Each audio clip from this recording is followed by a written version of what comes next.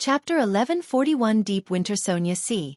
Pasu Island, Chasm of Storm Cathedral. This was the headquarters of the Church of the Lord of Storms, the holiest of holy temples, a place blessed by a god. The murals that were painted in blue, silver, green, and golden colors seemed rough, but they had a sacred and majestic vibe to them. Coupled with the dome that stood at a height with an excess of 100 meters, it made all who stood there feel how puny they were. It made one unable to resist bowing their head. Alger Wilson had already undergone the ritual and had, truly, become a Sequence 5 ocean songster. At this moment, he had come here with the same batch of recently advanced Beyonders, awaiting the preaching of Pontiff Guard II. Indeed, it's really easy to lose control when consuming excess potions. I've already digested all the past potions, but I nearly succumbed this time. After I leave Pasu Island, I'll borrow the unshadowed crucifix from the sun and purge the excess characteristic. This can both be exchanged for money, and it can also be used to secretly nurture some Beyonders who are loyal to me. Alger used the reflection of the blue stone tiles on the ground to see that his hair had darkened and thickened. At this moment, the sound of a booming musical instrument exploded in the hearts of every Beyonder, spreading extreme fear. Pontiff Guard II walked out with a scepter in hand, went up a dais, and faced the crowd. He said in a deep, rumbling voice, "Congratulations, everyone. You are one step closer to the Lord." He was wearing a papal tiara with sapphires, emeralds, and other gems. He wore a dark blue robe that was nearly black. On top of it was silver and gold silk embroidered with symbols of lightning, storms, and oceans. His aura was deep and majestic, as though a tempest was about to strike. This grounded angel, the spokesperson of the Lord of Storms, was a middle-aged man who looked to be in his 40s. However, everyone knew that Guard II had been helming the Council of Cardinals for nearly a century.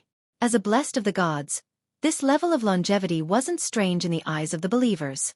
It was normal to not have anything to fear. Upon hearing the pontiff's praise, Alger didn't have any thoughts. He clenched his right fist and struck his left breast, shouting, "Holy Lord of Storms." In the next 15 minutes, they quietly listened to Guard II's preachings. After completing this process, Alger received his mission from a high-ranking deacon. He was to head to Xueqi Island and lay an ambush in the surrounding waters, in search for opportunities to attack the port, or supply ships and Fasak merchant ships. Backlund, Empress Borough, inside the Hall family's luxurious mansion. Just as Audrey put on her blue cloak in preparation to bring her golden retriever, Susie, her maidservant, Annie, and the others to the Lone Charity Bursary Foundation at Phelps Street, she saw her father, Earl Hall, enter through the main door. "Father, good morning. Did you not come home last night?" Audrey looked him up and down in puzzlement. "You could tell?" Earl Hall stroked his lovely mustache and asked with a smile. Realizing that her father was in a good mood, Audrey turned her green eyes and said with a faint smile, "Your coat reeks of cigarettes. It implies that you haven't taken it off for some time. Not to mention that's an outdoor set of clothing." Apart from this, there were many other details that could lead to the same conclusion, but Audrey deliberately didn't mention it. As Earl Hall took off his coat and handed it to his valet, he chuckled and said, "Not bad at all. You're very observant. It looks like your work at the Bursary Foundation has greatly benefited you. I was at the Prime Minister's the entire night, waiting for news." Having said that, Earl Hall sighed and said, "Winter County and Mid-Seashire's front line has once again repelled the Fasation attack. With the onset of the harsh winter, we can finally catch our breaths." Audrey blinked, perfectly expressing her surprise. Earl Hall immediately smiled. "I understand your puzzlement. The newspaper only mentions what we want the people to know. The defense lines at the Amantha mountain range and the various cities along Mid-Seashire's coast aren't as robust as you think. In the first round of the attacks, our fleet and soldiers suffered a tremendous loss. In order to not cause any panic, we announced that there were wins on both sides. We also made all the large shipyards and factories work like mad to contribute to the war machine. In this period of time, the two lines were almost breached several times. Many critical areas were lost and recovered. These repeated seesaws was apparently a human meat grinder. Luckily, we've finally lasted to this point. This winter will be the turning point of the war." "Actually, I know. The number of people who died, went missing, and the casualty numbers might be concealed, but it still presents quite a few problems. Besides, winter might not necessarily be a good thing. Fasak's weather warlocks are very good at using such situations. Audrey's heart sank as she hurriedly controlled her emotions and smiled. That's great. I hope we can quickly have peace restored. Earl Hall was taken aback as he said, His Majesty plans to give a speech to everyone in the kingdom on Saturday and tell them that we will prevail. When the time comes, the cities and villages will be gathered at their respective squares. The latest technology will be used to allow everyone to hear his speech. The latest technology. Gather the entire kingdom in various squares to listen to the king's speech. Audrey suddenly thought of Mr. World's reminder and decided to inform him of this matter. Organize a large number of people to listen to a speech. This must be the corresponding ritual, right? George III is about to hold the Black Emperor ritual? After receiving the latest news from Miss Justice, Klein returned to the real world with a solemn expression. He paced back and forth in the rental apartment and didn't delay any further. He took out a pen and paper and quickly wrote, I've already gathered the Beyonder blood of 20 pathways. I'm just short of assassin and criminal. George III will be holding a speech for most of the kingdom's citizens this Saturday. You should know what this might mean. In addition, I need the ritual to communicate with Mr. Dorr. After folding the letter and getting Rionette Tynker to send it out, Klein slowly exhaled as he couldn't help but think of all sorts of thoughts. The demonist's blood shouldn't be a problem. Trissy seems very determined to foil George Ill's scheme. I can reveal something to Queen Mystic, that I'm able to enter the secret mausoleum. Although her main goal is to revive the Emperor and she is unwilling to make an enemy out of George III, the Emperor might not be able to return if George III succeeds. I'm waiting for the chief of the City of Silver to return to provide the devil's blood. The hunting team that he led has set off for more than 10 days. They should be returning soon. In theory, there's still time. There's no problem. If not, I'll use the 2 contingencies. First, I'll use the Blatherer's aura to replace the blood. Second, I'll summon the devils that I've encountered in the past from the historical void and extract their blood. In a room in the Backland Bridge area that didn't look anything special. The lustrous black-haired Trissy reached out and retrieved a letter from the mirror. She opened it and her brows gradually frowned. It was especially endearing. Is it finally happening? Trissy's expression changed a few times. She seemed hesitant, resistant, afraid, and confused. Finally, she smiled and muttered in a twisted voice, I've killed so many people and caused so many tragedies. Even if I were to die this time, it wouldn't be a total loss. After a few seconds of silence, Trissy took out a glass test tube from her black dress's pocket.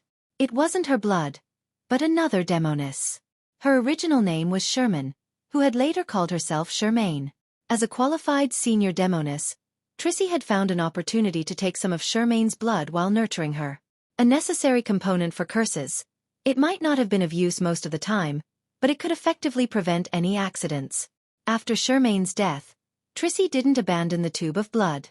This was because there were many occasions when demonesses needed such materials, just like now. City of Silver. In a particular residence. As soon as the lightning frequency increased, Derek got out of bed, lit the stove, and quickly grilled some mushroom bread. This bread was even more exquisite and delicious than the original black-faced grass. He loved it very much, and he looked forward to his 3 daily meals. The only problem was that the yield of mushrooms that could make bread wasn't too high. Due to the limited number of monster corpses, every resident was only limited to 1 claim a week, enough for 4 to 5 meals. After thousands of years of hard work, the area around the City of Silver was relatively safe, with relatively few monsters. Derek heard that someone had deliberately placed himself in the darkness to hunt monsters for the nurturing of mushrooms, hoping to be bait. Then he was eaten. Those mushrooms have made everyone feel optimistic. That is not good. Derek thought of the wistfulness before the chief left and shook his head. He picked up a jar he obtained from another city ruin and poured out some white milk. Frankly speaking, he didn't like milk, but it was described by Miss Justice as something that could help humans grow taller and stronger. This was enough to move him. As a resident of the City of Silver, Derek knew that, as he hadn't chosen the giant pathway, the chances of him growing taller and bulkier in the future were low. However, he secretly hoped to reduce the gap between him and his friends. Milk gave him that opportunity. Gulp, gulp. With a serious expression, Derek drank today's milk rations. Just as he was about to get some mushroom bread, he suddenly sensed something and looked out the window. A person grew out of the shadows outside the door and said from afar, Derek, the chief wants me to give you this bottle of blood. The chief is back? Derek suddenly stood up and said, "All right, thank you." The moment he finished speaking, he saw the shadow in the gap come alive, pushing out a small metal bottle. Derek knew very well that it contained the devil blood that Mr. World wanted. Chapter 1142 Warning. After removing the paper angel wrapping the ceramic jar, Klein poured the bottle of devil's blood into it, and he stirred it with a glass stick he conjured for some time. "Phew, I've finally gathered everything." He looked for a few seconds and sighed. This way, he still had enough time to prepare before George III's ceremony. As for whether the assassin and devil blood had enough time to be rid of the connection with its original host, he wasn't concerned, as he had confirmed that the original owners of the two sets of blood were dead. He divined the origins of the assassin blood to figure out if it belonged to Demonis Trissy. If it did, he considered leaving some and smearing it on the surface of Groselle's travels after everything was over. He was left in disappointment, but he wasn't surprised. He had long realized that Trissy was as cautious as he was. The Demonis pathway also has the instigator sequence. It requires a high level of intelligence. Yes, the instigator and conspirer potions should have the effect of increasing one's intelligence. Otherwise, Danet's future would be bleak. As he thought, he threw the ceramic jar into the junk pile. He then returned to the real world and began to browse through the detailed ritual Trissy had provided. This was a ritual that could help him speak to Mr. Dorr during the full moon. A total of 9 gems. Isn't this too extravagant? He casually muttered as he read it. As a tycoon who had donated quite a bit of money, he still had nearly £30,000 in liquid assets. It wasn't that he couldn't afford gems, but it was too wasteful. After thinking for more than 10 seconds, he decided to try using the images in the historical void as stand-ins. After all, he had no intention of pleasing Mr. Dorr. Once the ritual ended and the gems disappeared, Mr. Dorr wouldn't be able to do anything to him. If it doesn't work, I'll consider purchasing it at the jewelry store. Klein stood up and set up a ritual in the room outside the rental flat. After finishing his other preparations, he stretched out his right hand and slowly and heavily grabbed at the thin air in front of him. He pulled out an ancient brass key from the air. This was the key tool to summon Mr. Dorr, the master key. Right after that, Klein grabbed at the air in front of him solemnly again and pulled out an object from thin air. The item emitted a tranquil glow that was in the shape of the full moon. Embedded around it were a row of scarlet gems. In the middle was a symbol representing the moon and many mysterious patterns. Scarlet Lunar Corona. It was the scarlet lunar corona that currently belonged to Sharon. It could create the effects of a full moon, allowing the person holding the master key to hear Mr. Dorr's ravings. If he only wanted to hear what Mr. Dorr was shouting, this would have been sufficient. There was no need to hold any more rituals, but his goal was to speak to the King of Angels. Therefore, he had to follow the procedure. After placing the master key and the scarlet lunar corona on the altar, he recalled for a moment and reached out his right hand again, pulling out a handful from thin air. This time, he took out a gorgeous necklace made studded with diamonds and jadeite. My experiences as Dwayne Dantes are rather useful after all. Otherwise, how could I have come into contact with so many female members of high society and dance with them, allowing me to see accessories of different styles and materials? And without such close proximity for observation, how could I easily summon the corresponding historical void images? This can last 15 minutes. That's enough. Having met his simple goal, Klein sighed in satisfaction. Then, he continued to extend his right hand, preparing to gather the 9 gems he needed from the ladies and madams he knew in the past.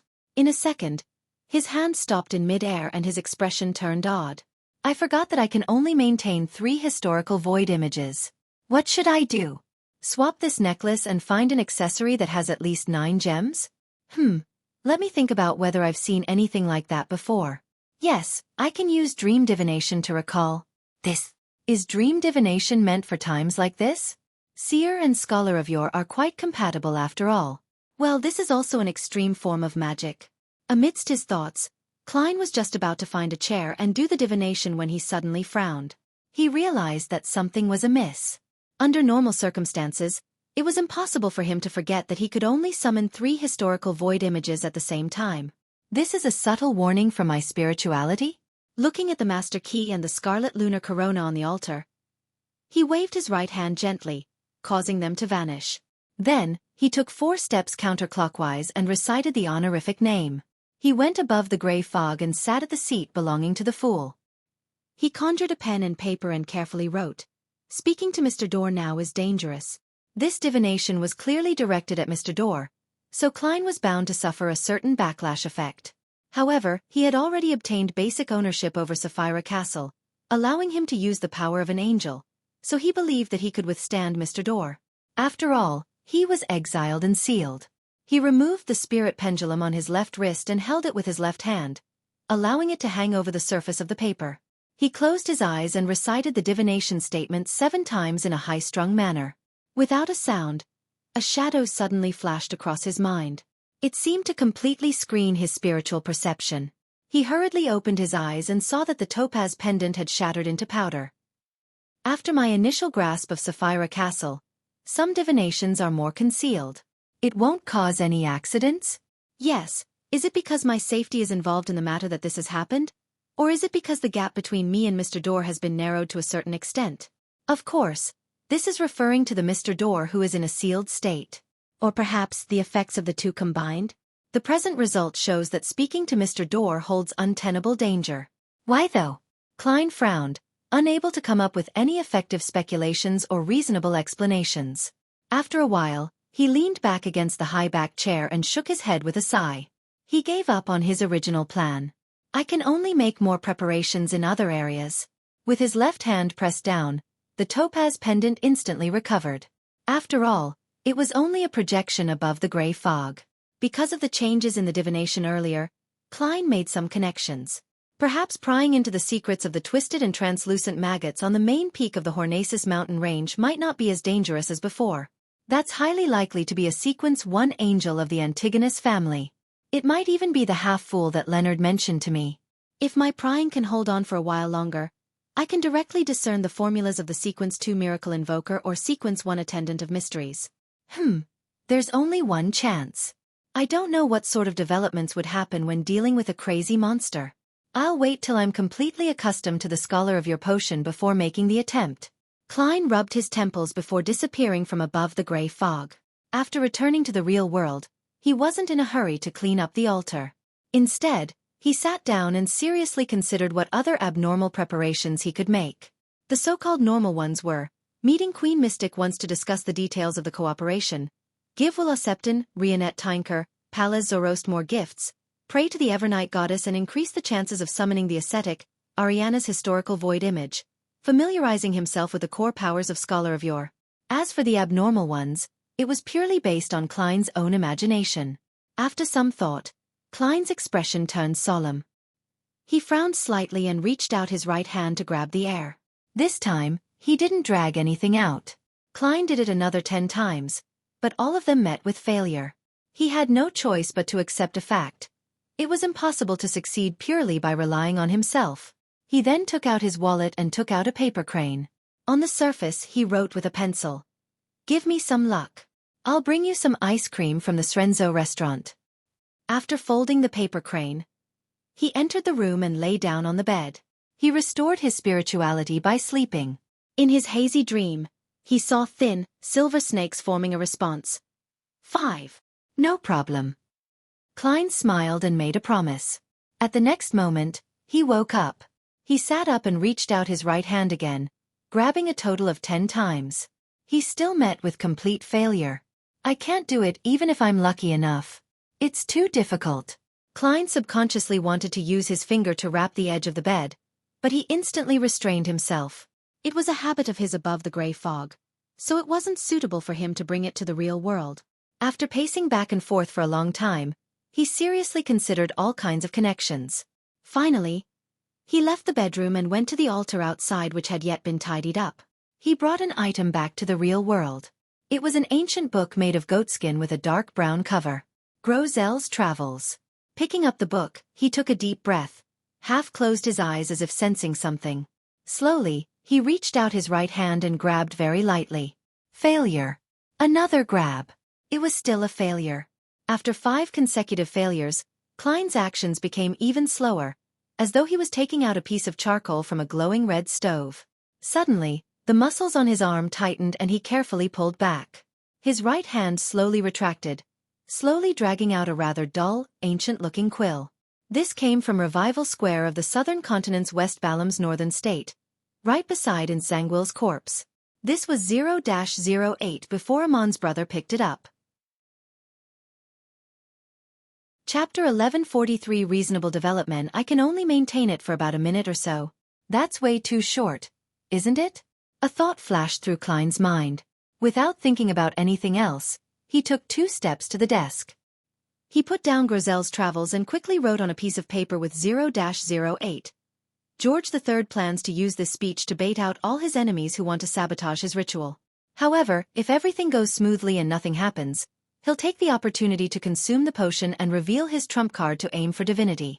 After all, there are too many unknowns in the future, making it unsafe. Furthermore, he has made appropriate preparations for the ritual. They're already prepared to an adequate level. This is a very reasonable development. After Klein wrote the last sentence, and before he could check if there was anything wrong with the written content, the dim quill in his hand disappeared without a trace, as though it had never existed. And those few words seemed to drain all of his energy, making him feel dizzy.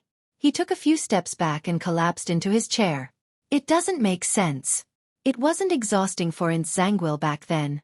It should be because I forcefully summoned it, and I didn't dare let 0-08 weave a story on its own. When I wrote on the piece of paper, I had to rely on my own spirituality to support it. As for Nsangwil, he could get 0-08's cooperation, so it wasn't that draining. Klein closed his eyes and used cogitation for a while before feeling better. Under normal circumstances, having had no physical contact with 0-08 and merely meeting it once had made it impossible for him to summon this grade 0 sealed artifact.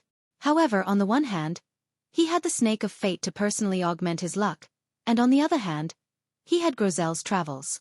This was the item left behind by the Dragon of Imagination Ankwelt.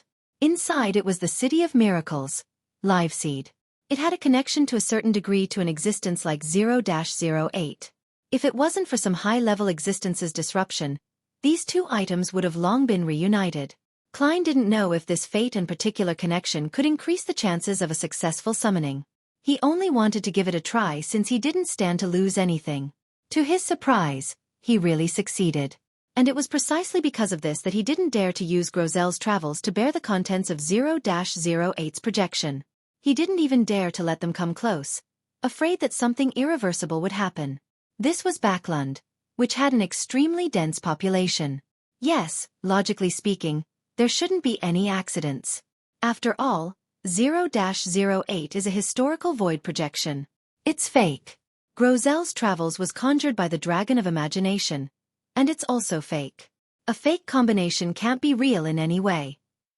They lack the foundation of a beyonder characteristic. I can go back to the uninhabited reef island to test it. Klein rubbed his temples and returned to the desk. There. He began reading what he had just written. He didn't directly write that George III would be unsuccessful in his advancement and die on the spot. He believed that if he interfered with a Sequence 1 angel, the projection of 0-08 wouldn't be able to be so direct. He had to be more tactful. Furthermore, there was also the psychology alchemists and Amon's brother. Overly obvious effects would definitely be detected and easily made use of. All he could do was beat about the bush to mitigate the unknown. I hope it works. After staring at it for a while, he folded the piece of paper and stuffed it into his pocket. Then, he sacrificed Grozel's travels back above the gray fog. After doing all of this, Klein began to consider another problem. It was when he would head out to buy some ice cream for Willa Septon. Backlund has Zeratul, and it's very possible that Amon is there. If I head out too frequently, we might run into each other. It's a little dangerous. Why don't I summon some ice cream for Will from the historical void? It's very real when eating it, and it'll disappear in 15 minutes. There's no need to worry about gaining weight at all. It's just splendid. Klein couldn't help but mumble inwardly. In the end, he decided to change his clothes and leave the house because he had to keep his promise. Saturday morning, the sky was gray and misty. It made one feel inexplicably stifled. This was a common scene in Backlund's deep winter. Although the smog wasn't as thick and pungent like last year, the geographical environment and climate characteristics had determined that such situations would definitely exist for a long period of time. Furthermore, victory over environmental pollution was never something that could be declared in a year or two. After putting on a black coat that covered her knees, and a black veil hat, Melissa quickly walked to the door. Benson held his hat and shook his head. A young girl who isn't even 20 years old should be dressed like a teenager. You look overly mature and old-fashioned in that, understand? Old-fashioned.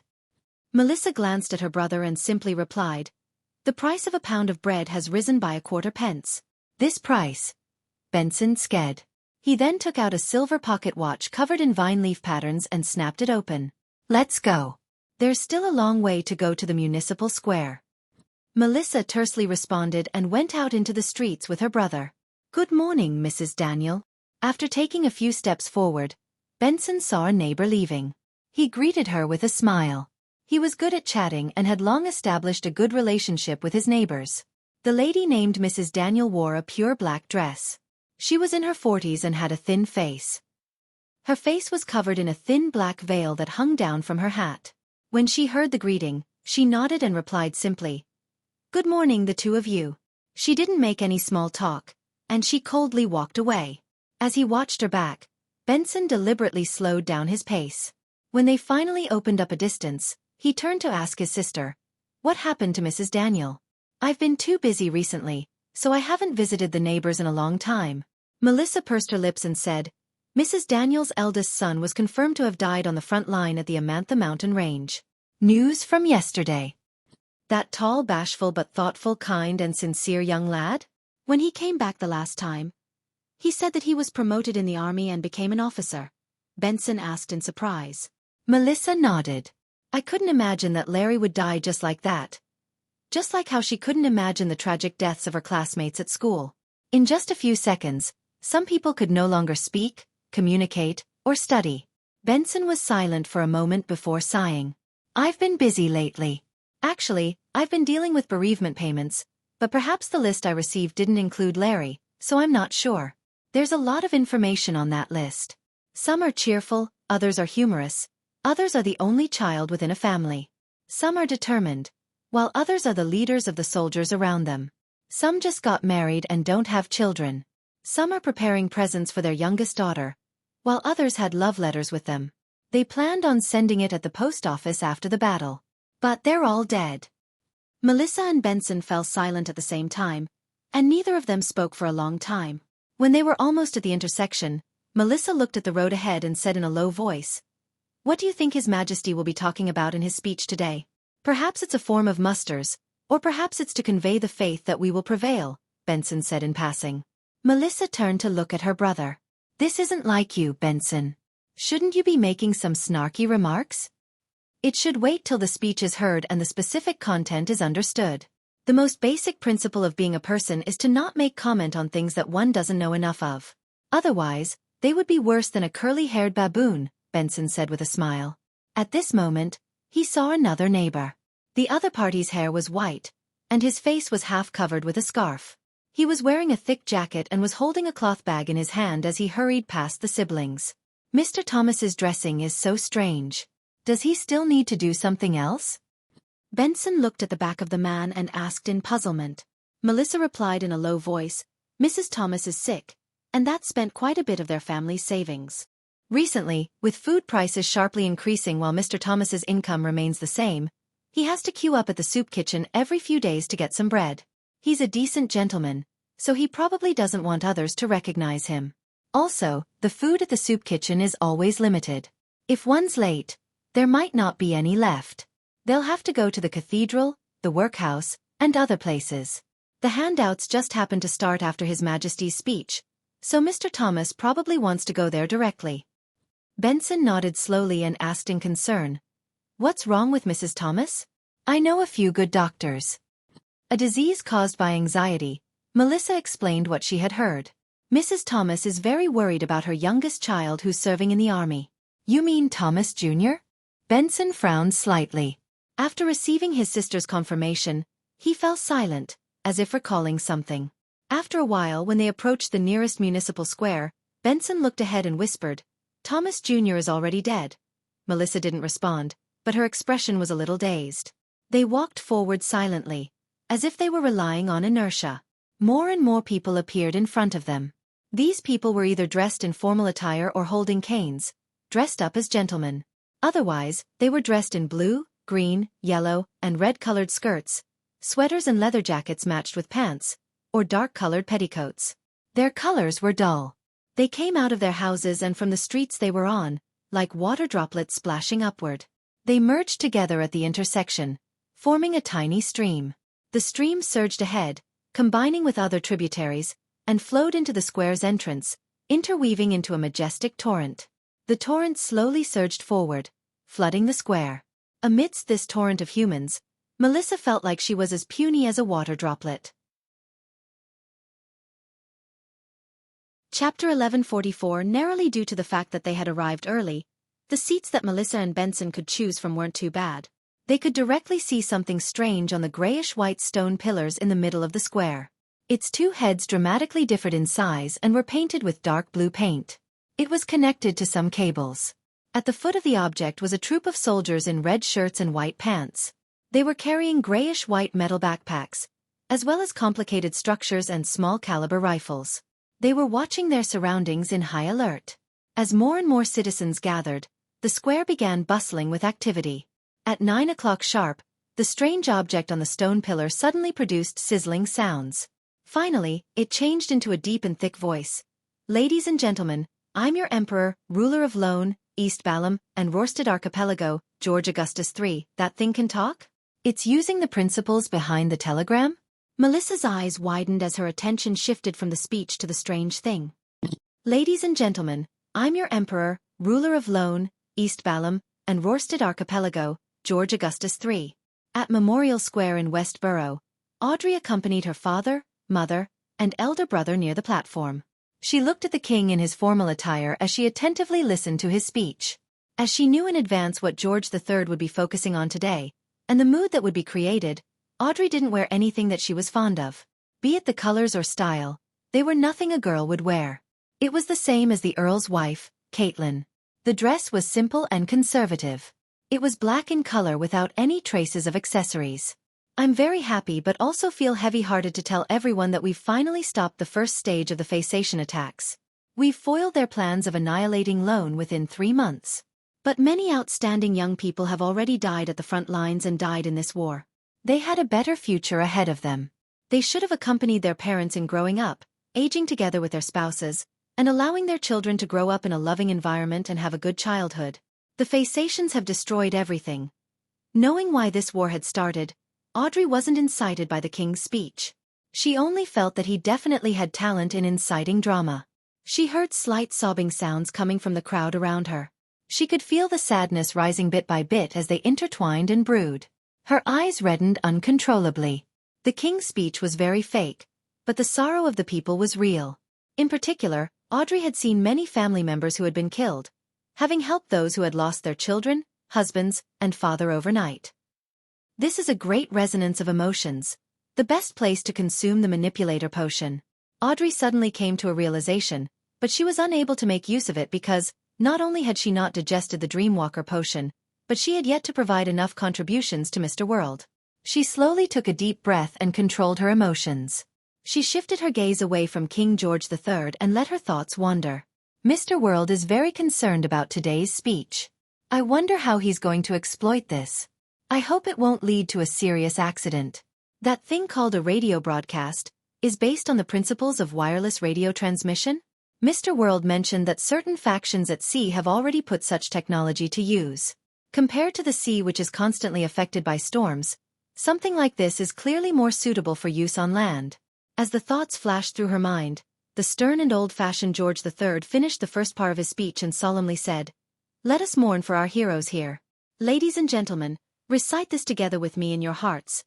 In the name of Emperor George III, I wish for the dead heroes to be at peace. I hope they will become eternal in the kingdom of the deity they believe in." This sentence carried an indescribable sense of dignity, making everyone, including Audrey, involuntarily lower their heads, clasp their hands, and silently recite, "In the name of Emperor George III. In the name of Emperor George III. On the other side of Memorial Square, Klein, who was wearing a black coat and an ordinary face, stood and prayed with the crowd around him at the same time. He appeared completely normal. After 3 minutes of silence, He used an avian marionette standing on the roof of a nearby building to carefully observe George III's every move in an attempt to find a sign that the king was about to quietly leave and enter the mausoleum to consume the potion. According to Klein's understanding, the "In the Name of Emperor George III" segment was core to the entire Black Emperor ritual. If one were to consume the potion, it would definitely happen at this moment, or within 2 to 3 minutes after the collective mourning. The effects would likely be lacking if there was any delay. George III is also silently mourning. He isn't doing anything else. Klein held back his impatience and puzzlement as he patiently waited. Tears streamed down many people's faces as the mourning gradually came to an end. Everyone opened their eyes one after another. At this moment, George III didn't do anything. He spoke again and continued his speech. "We've already endured through the most difficult part. We'll definitely defeat this evil and brutality. This is the power of justice. This is the power of every soldier at the front lines. This is the power of every factory worker. The arrangement by 0-08 wasn't successful.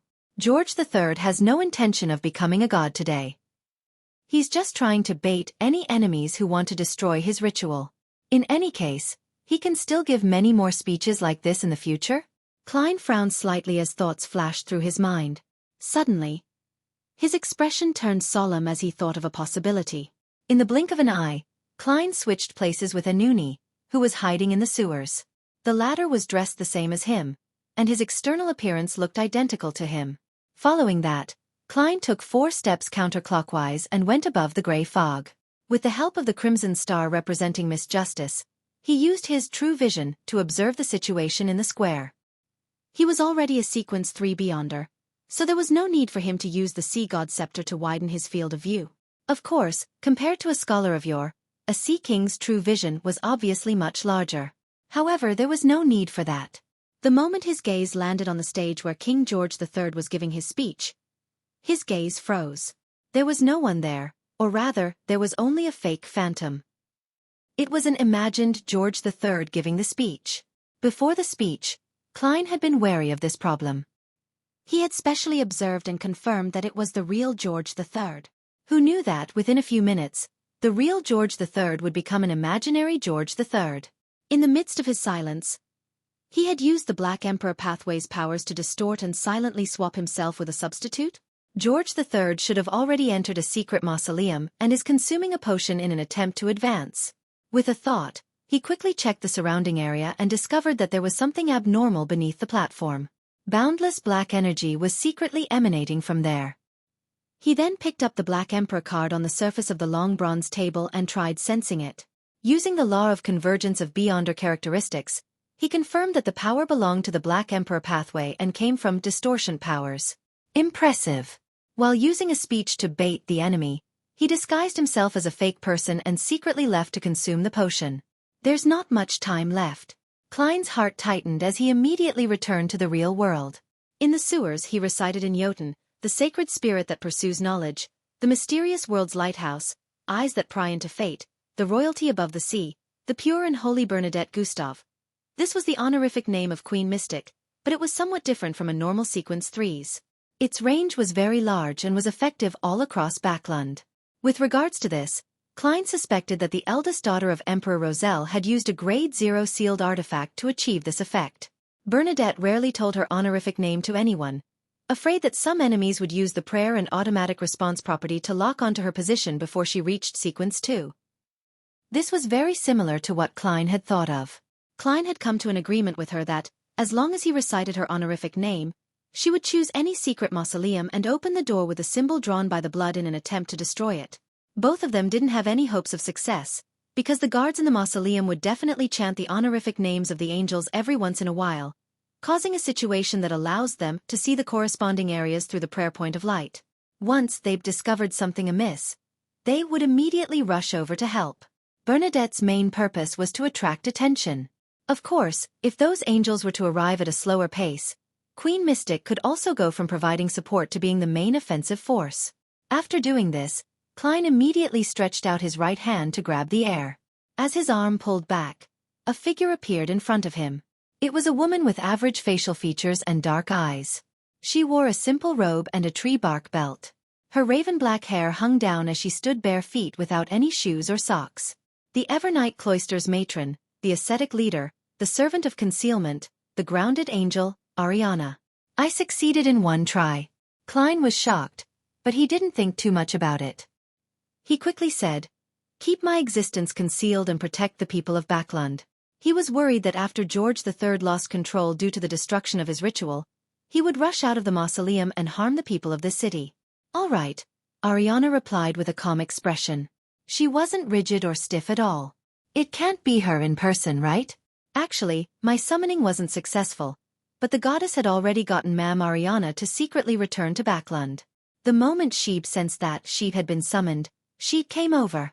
An angel of the concealment domain also has a certain degree of control over their historical void image."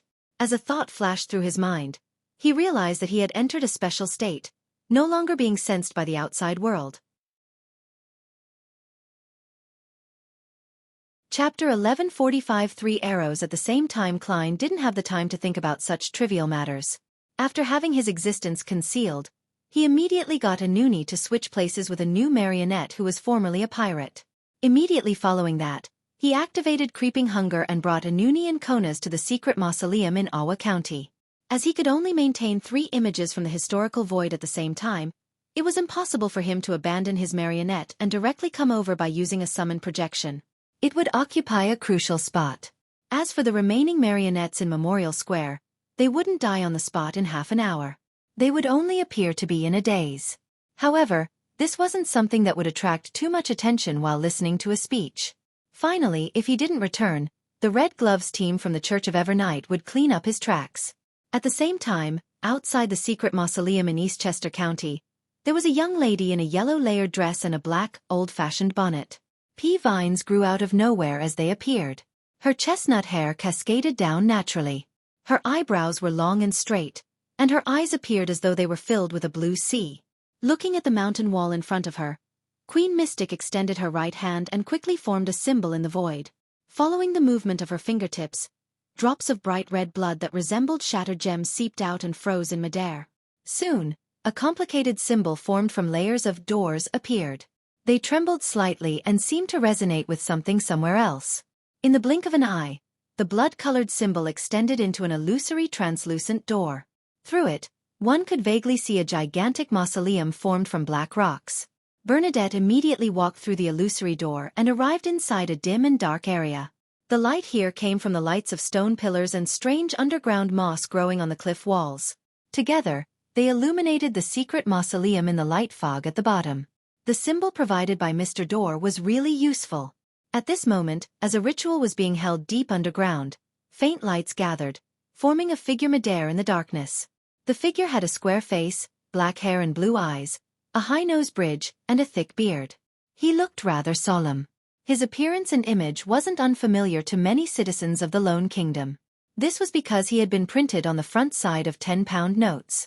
Of course, people who had never touched 10-pound notes in their entire lives could also see his statue or portraits at Memorial Square. He was the Lone Kingdom's founder and protector, the first king, William Augustus I. This was an entity referred to as he. With the help of the ritual, he had come here directly from Backlund. Bernadette remained impassive. With a flip of her hand, a new item appeared. The item was golden in color, like a miniaturized water flask. However, a candlewick extended out from the mouth of the flask. As Bernadette caressed the surface of the item with her right hand, one that was covered in mysterious and complicated symbols, the candlewick silently ignited. The light it emitted was like a sticky water stream that sprayed upwards, forming a blurry and twisted golden figure. Eternal Genie of the Lamp, my second wish is to obtain the strength of a knowledge emperor for one day. Seizing the opportunity when William Augustus I had yet to fully descend, Bernadette spoke in a solemn voice. The item in her hand was called Magic Wishing Lamp. It might have come as early as the first epoch. Although it had never been obtained by the 7 churches, it had the corresponding Grade 0 sealed artifact number, 0-05. This item could grant its owner any 10 wishes, but this was either done in a distorted form, or it came with unpredictable and terrifying outcomes. None of its previous owners had a good ending, including Roselle Gustave. This emperor had warned his daughter that she could use the proper choice of words and make preparations to avoid the harm brought about by the first two wishes. But she absolutely couldn't make the third wish. Absolutely not. Meanwhile, the concealed Klein arrived near the secret mausoleum in Awa County without alerting anyone. Although time was tight, he didn't rashly approach the mausoleum by drawing the symbol and opening the door. Instead, he reached out his right hand and grabbed at the air in front of him. After 5 consecutive attempts, the muscles on his arms suddenly tightened, as if he was pulling something extremely heavy. As he retracted his right hand, a figure quickly appeared. The figure's skin was bronze in color. He had a medium build, black hair, brown eyes, and soft facial features. Beneath his right ear was a very thin mole. It was none other than Isaac Eggers. However, unlike the Mr. Isaac that he knew, the figure's gaze was cold. He wore a deep black robe embroidered with golden threads. He wore a golden bird-shaped crown, as though he was looking down on all living creatures. This was the former Death Consul, a former Sequence 2 angel. Without sizing him up further, Klein reached out again and grabbed into the void.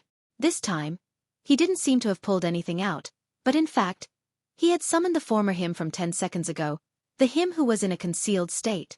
Then, Klein threw a small metal bottle at his projection and made himself enter the gray fog's historical void. In his past self, his consciousness suddenly came alive and became extremely agile. This concealed Klein brought the projection of Death Consul Isaac and came to the secret mausoleum where the entrance couldn't be seen. He took out a small metal bottle and used his spirituality to draw with the blood that shimmered like gems. In midair, he quickly outlined the symbol that Mr. Door had given. The symbol rapidly formed and resonated with a particular point in the mausoleum, expanding into an illusory door. In a concealed state, Klein and Death Consul Isaac passed through the door and entered the corresponding secret mausoleum. At that moment, the guards inside had already discovered that there was an intruder and had activated the ritual they had prepared in advance. However, all they could see was the lofty Death Consul. Somewhere in Backland, the former Duke of Southville, Dlink Augustus, was just about to use a ritual to open a passageway and descend into that secret mausoleum when a man beside him suddenly frowned and said, "That's Isaac Eggers." "No, he is very rigid. It's like a historical projection summoned by the secret order scholar of yore. Your Highness, let me go over. Stay here and be wary of the scholar of yore who's lurking in the dark. Although they aren't angels, they're quite troublesome." Dlink Augustus was a slightly arrogant elder. His black hair was mixed with silver threads, and he was clean-shaved. Upon hearing that, he laughed and said, "Isn't the scholar of yore just beside him? Although he's in a concealed state, I've already discovered him through the disorder of the surrounding area. He's misleading us, making us think that he's deliberately attacking with a historical projection while his true body has gone elsewhere. In fact, he's hidden beside Isaac's projection. Once this Death Consul attracts the attention he wants, and when we place our main forces elsewhere, he'll use the concealed state to approach the mausoleum to cause destruction. Besides, regardless of the reason, since he's summoned an angel's projection, you won't be able to kill the target in a short period of time even if you carry a Grade 0 sealed artifact. If this implicates the mausoleum, our efforts and persistence would have been in vain. If that scholar of yore has done 3 levels of misdirection and really went to another mausoleum, he won't be able to summon an angel from the historical void. You can easily eliminate him." While he said his first sentence, Dlink Augustus had already entered the passage through the ritual's activation. The rest of his words were spoken by the phantoms that he had left behind. Inside the secret mausoleum in Awa County, Isaac Eggers scanned the area with an indifferent expression. His body suddenly swelled and transformed into a giant serpent that covered the area above the mausoleum. This giant serpent was both illusory and real, as though it was formed by something incomprehensible to humans. Its entire body was covered with huge dark green scales. White feathers grew out from the gaps, and each scale and feather had strange symbols of different shapes. Just the mere sight of them made one's flesh decompose, turning them into zombies. This was Quetzalcoatl, the serpent spoken of in southern continent myth. His eye sockets were burning with pale white flames as an exaggerated thick pair of wings spread from his back. Amidst the howling wind, the feathered serpent in midair lunged forward with its upper body and spat out a pale white flame that covered the entire mausoleum. Mr. Isaac's historical void projection is definitely much weaker than before, but it's still very powerful. As expected of the biological son of death, the consul of the Balam Empire. Although the concealed Klein had done a summoning experiment previously at sea, he never expected that Azek's projection would be so powerful. At that moment, points of faint gloomy glows flew out of the mausoleum, putting an end to the tidal-like pale white flame's advancement. Following that, they formed a figure. It was none other than the Sequence 2 balancer, Glink Augustus. The moment the concealed Klein saw him, he suddenly turned rigid and stiff. He began acting based on instinct, a result of him returning to the historical void and being outside the secret mausoleum. Then, he teleported to a secret mausoleum under the Tussock River and took out another small metal bottle. In a concealed state, he used his spirituality to draw the blood out to outline the symbol. A few seconds later, the symbol resonated and turned into a door. With his marionettes, Konas and Anuni, he walked in. Of course, in the river and forest outside, he still had marionettes he just converted. A figure appeared near the ruins number 1 in the outskirts of Backlund. Her raven hair was radiant, and her face was slightly round. She looked beautiful, with a hint of sweetness and an outstanding bearing. She was none other than Demoness Trissy. After Trissy approached ruins number 1, she also took out a small metal bottle and drew the symbol provided by Mr. Door with the blood. An illusory door rapidly took shape. Chapter 1146. A real charlatan. As she passed through the illusory door, Trissy hid herself and jumped down from the cliff at the entrance, towards the dark valley below. The secret mausoleum that originated from Blood Emperor Tudor was hidden here. During the descent, Trissy's body was as light as a feather. She lost most of her weight, but her speed was in no way slow. None of the remaining guards noticed that she had sneaked in. Just as Trissy was approaching her target, she heard a voice say, "Concealment is prohibited here." Trissy's figure instantly appeared out of nowhere. And in the area above the towering mausoleum in the dark valley, there was a man who had appeared at some point in time. This man had a long rectangular face with a white hairband on his head. He had a mustache that curled up around his mouth, and his brows were extremely thick, setting off his relatively large eyes. He was dressed in formal attire and wore a cloak. The tips of his shoes were extremely long, and his attire didn't seem to match the times. He was the demigod who supported George III, Prince Grove. On the head of this Sequence 3 Chaos Hunter, there was a crown made of thorns. Pure light constantly gathered into the crown, interweaving into a sealed artifact 0-36. Klein swam beneath the Tussock River when an image suddenly appeared in his mind just as he led his marionette, Konas and Anuni, through the illusory door. A black cathedral stood in front of them with its spacious door opened, revealing a man in a pair of dungarees, a gentleman in a formal suit and top hat, a lady with frilly designs along her sleeves, and a lady whose dress formed flowers with laces. They were suspended in midair, motionless. Caw, caw, caw. Black ravens circled the top of the cathedral, letting out heart-stopping cries. Without making any guesses, Klein felt like he had fallen into a crack on a frozen lake. His body turned cold as his hair stood on end. Countless thoughts surged in his mind as they collectively shouted out a name. Zeratul. In the blink of an eye, Klein instinctively made a decision. He planned to switch locations with his marionettes from the outside world, and directly leave the cathedral in front of him. Clearly, he had encountered a miracle. He didn't enter George III's secret mausoleum after passing through the illusory door. Instead, he had come to a baffling place. In the next second, he discovered that the spirit body threads that were connected to his marionettes had been severed. They were rapidly floating upwards towards the interior of the pitch-black cathedral. If it wasn't for his intuition that exceeded his own level, allowing him to detect danger ahead of time, he definitely wouldn't have been able to react in time. He definitely would have been hung up and become a member of the marionettes.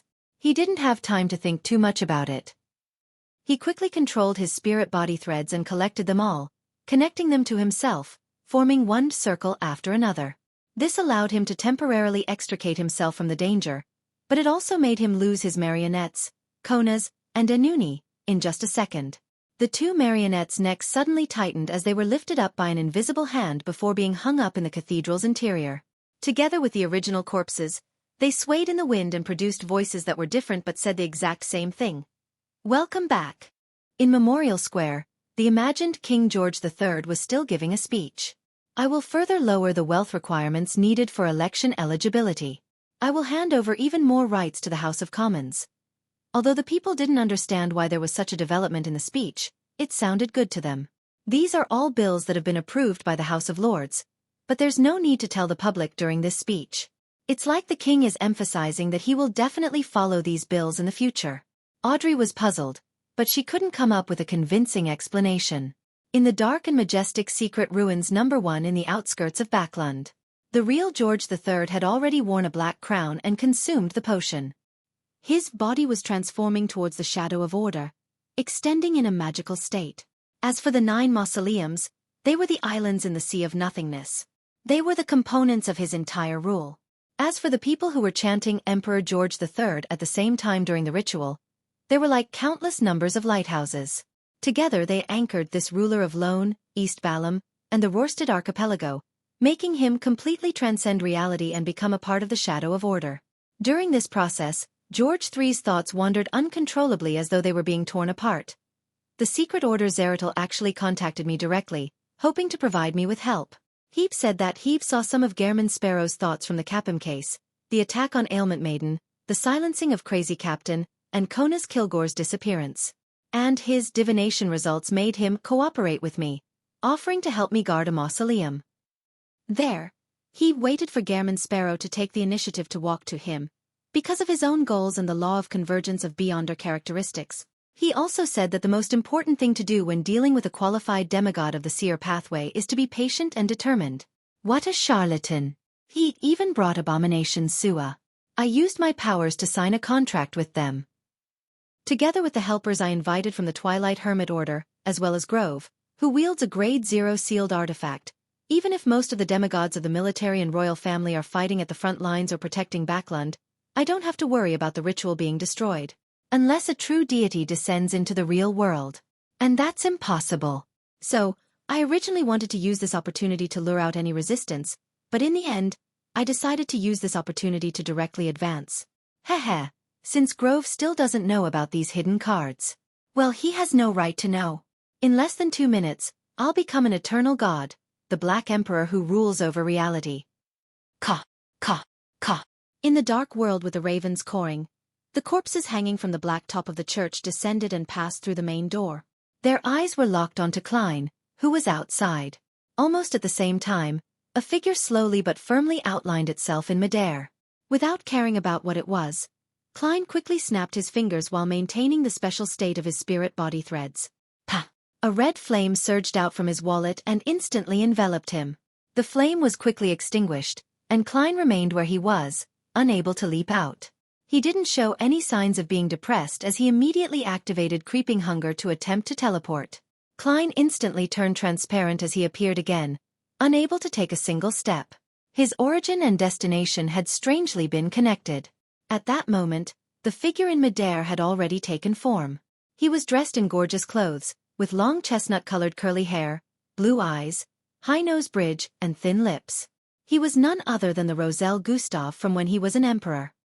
He looked down at Klein as countless illusory symbols appeared in his eyes. Klein's mind instantly swelled as he was injected with a large amount of unknown knowledge. His head felt like it was exploding in an instant while his other thoughts were completely occupied, so much so that he couldn't even lift a finger. Instinctively, he allowed that knowledge to split up and become injected into hundreds of worms of spirit.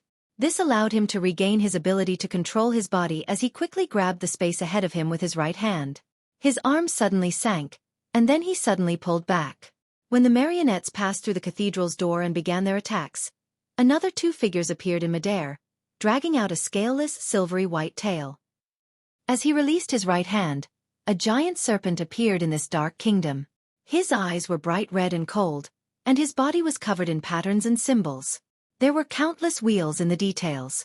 Snake of Fate. Actually, this wasn't something that Klein could summon out from the historical void. Instead, it was Willa Septon descending with the burning of the paper crane after using the Yesterday Once More charm.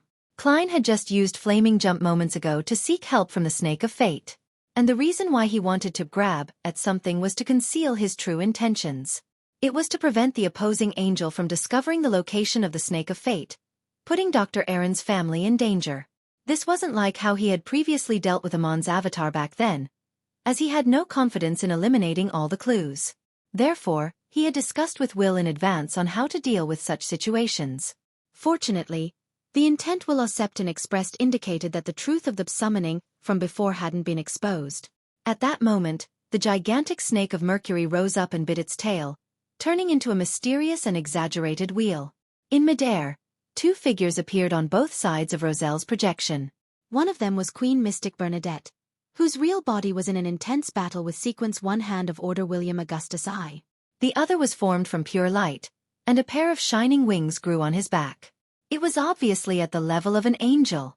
Suddenly, the two angel projections that appeared quickly vanished.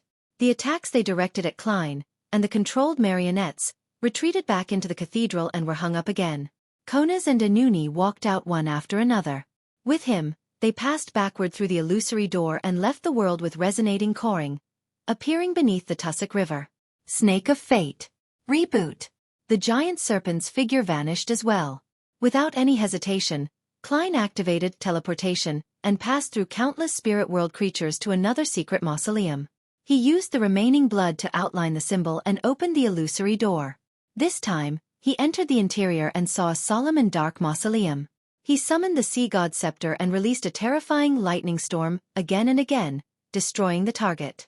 Then, he turned around and left the scene. Everything went so smoothly. Just like a dream. Yes, a beautiful dream.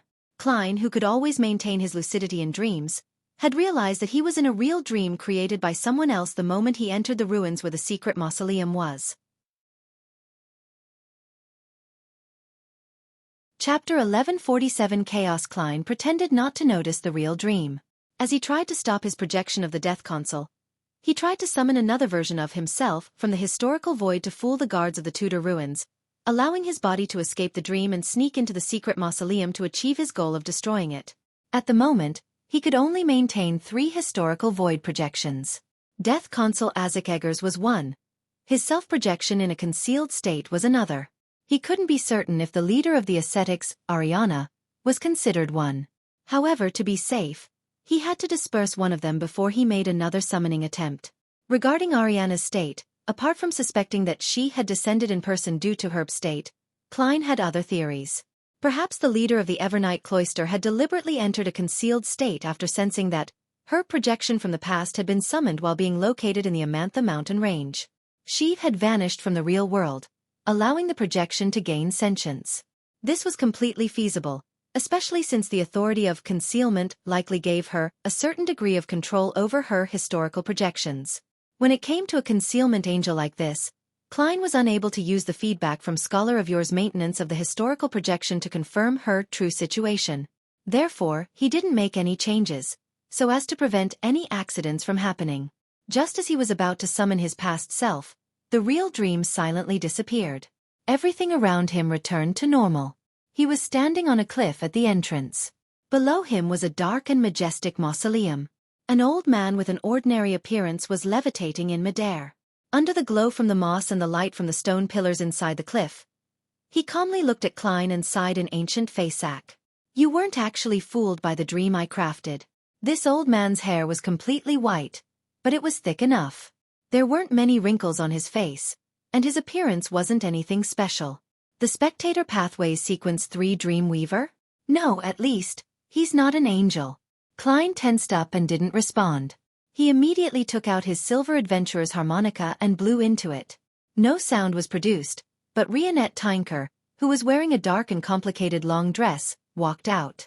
One of the blonde red-eyed heads in her hands immediately spat out a rectangular diamond-like charm. Another head chanted in ancient Hermes, "Yesterday. Yesterday once more." Miss Messenger was borrowing strength from her past self.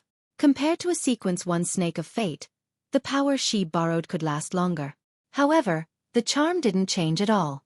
In midair, the elder in the grey robe gently chuckled and kindly reminded them, "Don't use ancient Hermes in front of me." Hermes. This is Hermes, the one who lived since the Second Epoch and created ancient Hermes?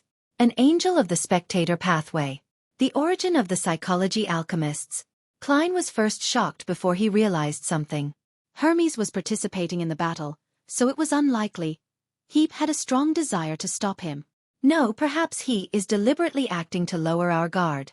Beyonders of the Spectator Pathway are the best at manipulating the hearts of others.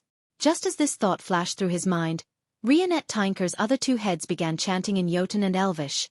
Yesterday. The rectangular diamond-like charm was instantly ignited by a transparent flame before fusing with the void. Rionette Tinker's body began to rapidly expand as the four heads in her hands flew up and landed on her neck. The four heads became illusory one after another. In an instant, Rionette Tinker transformed into a huge cloth doll that resembled a castle. She was dressed in a black Gothic dress with countless mysterious symbols and sinister vines. Her eyes were blood red. Sheep swept his gaze across ancient Hermes. Sheep opened her tightly shut mouth but didn't make a single sound. The spectator pathway's angel flashed with a faint light, turning into a plump, white rabbit. Ancient Bane. Transformation curse. The rabbit didn't panic at all. Its body began to swell, becoming half the size of a mountain. One stomp was sufficient to trample him to death. To an angel of the spectator pathway, merely believing in their strength allowed them to be powerful enough without being at a disadvantage due to their appearance. As the rabbit turned into a monster, a subtle change happened in the ruins. Reality and illusion intertwined, making Rionette Tinker a little confused as to whether she was in a dream or in the real world. Klein could differentiate between the two. While he had noticed that, not only was Miss Messenger in a mythical creature form, but the surface of the rabbit's body was covered in grayish-white scales. All sorts of patterns intertwined together, forming three-dimensional symbols that seemed to connect to the mind. Angels are truly terrifying. They use their complete mythical creature form right at the start. As Klein sighed, he didn't even dare take a second look to gain more knowledge. Firstly, he didn't have the time to do so, and secondly, his level wasn't high enough. Seeing a complete mythical creature form would definitely lead to being affected and receiving some negative effects. This was something he had to avoid in a dangerous battlefield. Taking advantage of the battle between Miss Messenger and the gigantic rabbit that had transformed into a dragon, Klein used the strong winds to head for the secret mausoleum. As he recited a particular honorific name in Jotun, he reached out to grab at the air. First time, failure. Second time, failure. Third time, still a failure. Just as one fat white rabbit after another appeared in Klein's island of consciousness, causing him to elevate his consciousness to fight back and be unable to take multiple things into consideration, he instinctively reached out his right hand and finally touched a particular image in the historical void. As he pulled back his arm, the image quickly outlined itself. She was a woman wearing a dark-colored robe and a wide hood. She had a beautiful face and slightly dull black eyes. This was the concealment angel of the Church of Evernight that he had met before. Later he found out in the foggy town that this was Mother of the Sky, the daughter of the ancient god, Phlegria, and suspected to be the vessel for the goddess's descent. Since he was able to successfully summon the ascetic leader Ariana from the historical void in one try, Klein definitely thought of trying to see if he could summon her. He had been chanting the honorific name of the Evernight goddess. The employing of historical void projections by scholars of yore had a difficult-to-overcome restriction. It was that he was unable to summon something that involved the uniqueness. However, objects that were merely a vessel of a deity's descent depended on how much of the deity's power was carried by the corresponding historical void projection or if it involved the uniqueness. Similarly, if he wanted to summon a mon, it was impossible to summon the actual body, but an avatar would work. To be safe, the person who he summoned was the one who had smiled at him during the Great Smog of Backland, and he succeeded after 3 attempts. Of course, if it wasn't for the goddess's tacit approval, or perhaps providing some level of help, he might not have succeeded given 100 attempts, 1,000 attempts, or even 10,000 attempts. The beautiful lady didn't look at him, the summoner. Instead she turned her head and looked down at the secret mausoleum. The entire underground ruin quaked as the dark and majestic mausoleum began to shake. Ripples appeared as though it was about to be moved into a concealed world. At this moment, 2 arms extended out from the outside world. One was pressed towards the gigantic doll, Rionette Tinker, while the other spread out its fingers to grab at Klein. These 2 arms were more than 10 meters long. They were pitch black on the surface, flowing with sticky liquids. Some of them were strangely protruding, some had skulls as heads, 3-dimensional eyes, or barbed tongues. Abomination Sua. The remaining guards in the underground ruins went crazy. Some raised their swords to kill their companions, or they raised their guns, aimed at themselves, and pulled the trigger.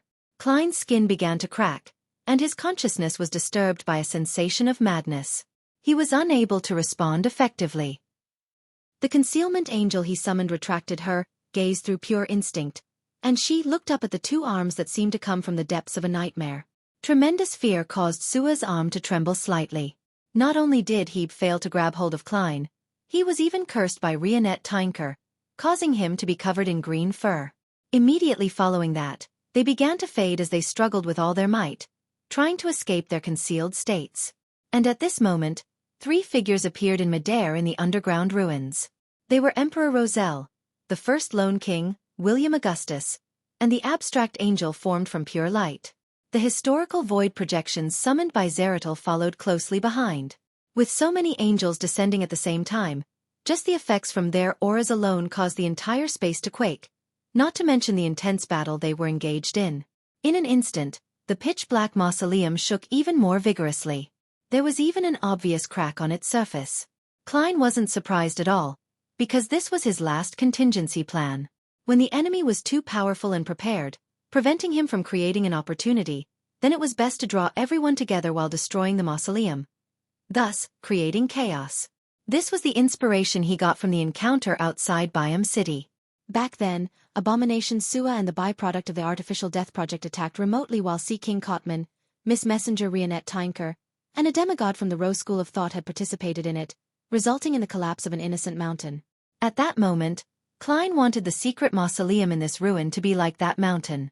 He didn't believe that angels could control the damage to their surroundings when in an intense battle. And the lineup this time far exceeded the previous one. It's still not enough. Then let's make it a little more chaotic. As he controlled his spirit body threads to prevent them from floating upwards, he dodged and sensed the mysterious space above the gray fog. Using his basic control over it, he made it tremble slightly. In midair, a grayish-white fog appeared as the majestic palace appeared faintly. Sapphira Castle. In an instant, the sky above the Holy Wind Cathedral in Backlund turned dark, as if a storm was brewing.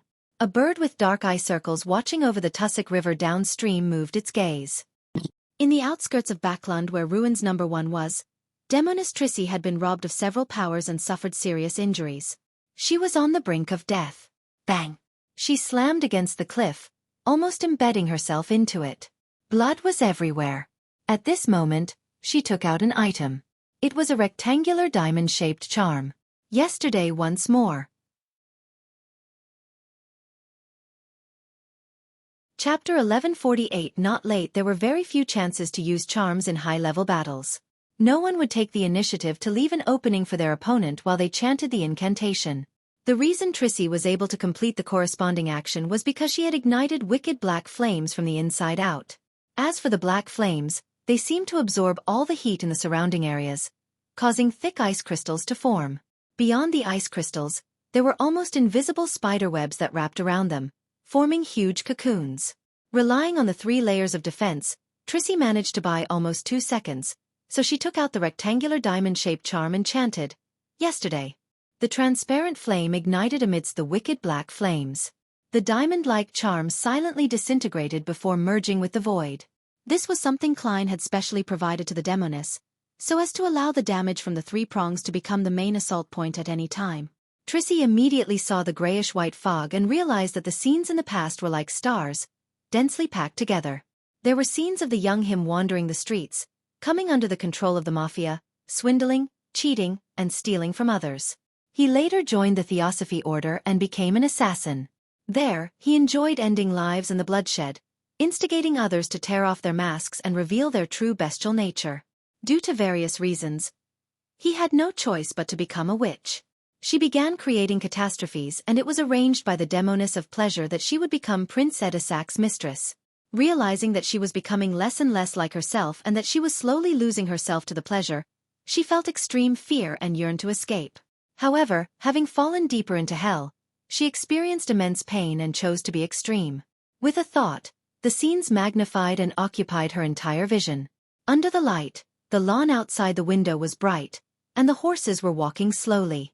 The holes of the golf course could still be vaguely seen, and inside the house, there was an antique cabinet blocking the view from the door.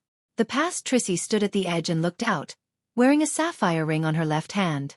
At that time, she wasn't even a sequence 5, and she didn't have the strength the current her needed to borrow. However, she had a ring from the Demoness sect that was closely related to the primordial Demoness. This ring was the thing that Trissy wanted to borrow. All of a sudden, the intricate ring that was inlaid with a sapphire gem appeared on Trissy's pinky. And unlike in the past, the present Trissy had fused with the mark and submitted to the primordial demoness. She had been greatly enhanced as a Sequence 4 demigod. In other words, even though she wasn't a robust deity's descent vessel, she already had the qualifications to be one. And that sapphire ring allowed her to temporarily grasp a certain amount of initiative. Looking at the scenes in the past, the cocoon formed by Trissy's spider silk cracked inch by inch. The thick ice crystals silently melted as the wicked black flames corroded. She raised her left hand, closed her eyes, and smiled as she placed the sapphire ring between her eyebrows. The ring melted like metal as it flowed into Trissy's head in a surreal manner.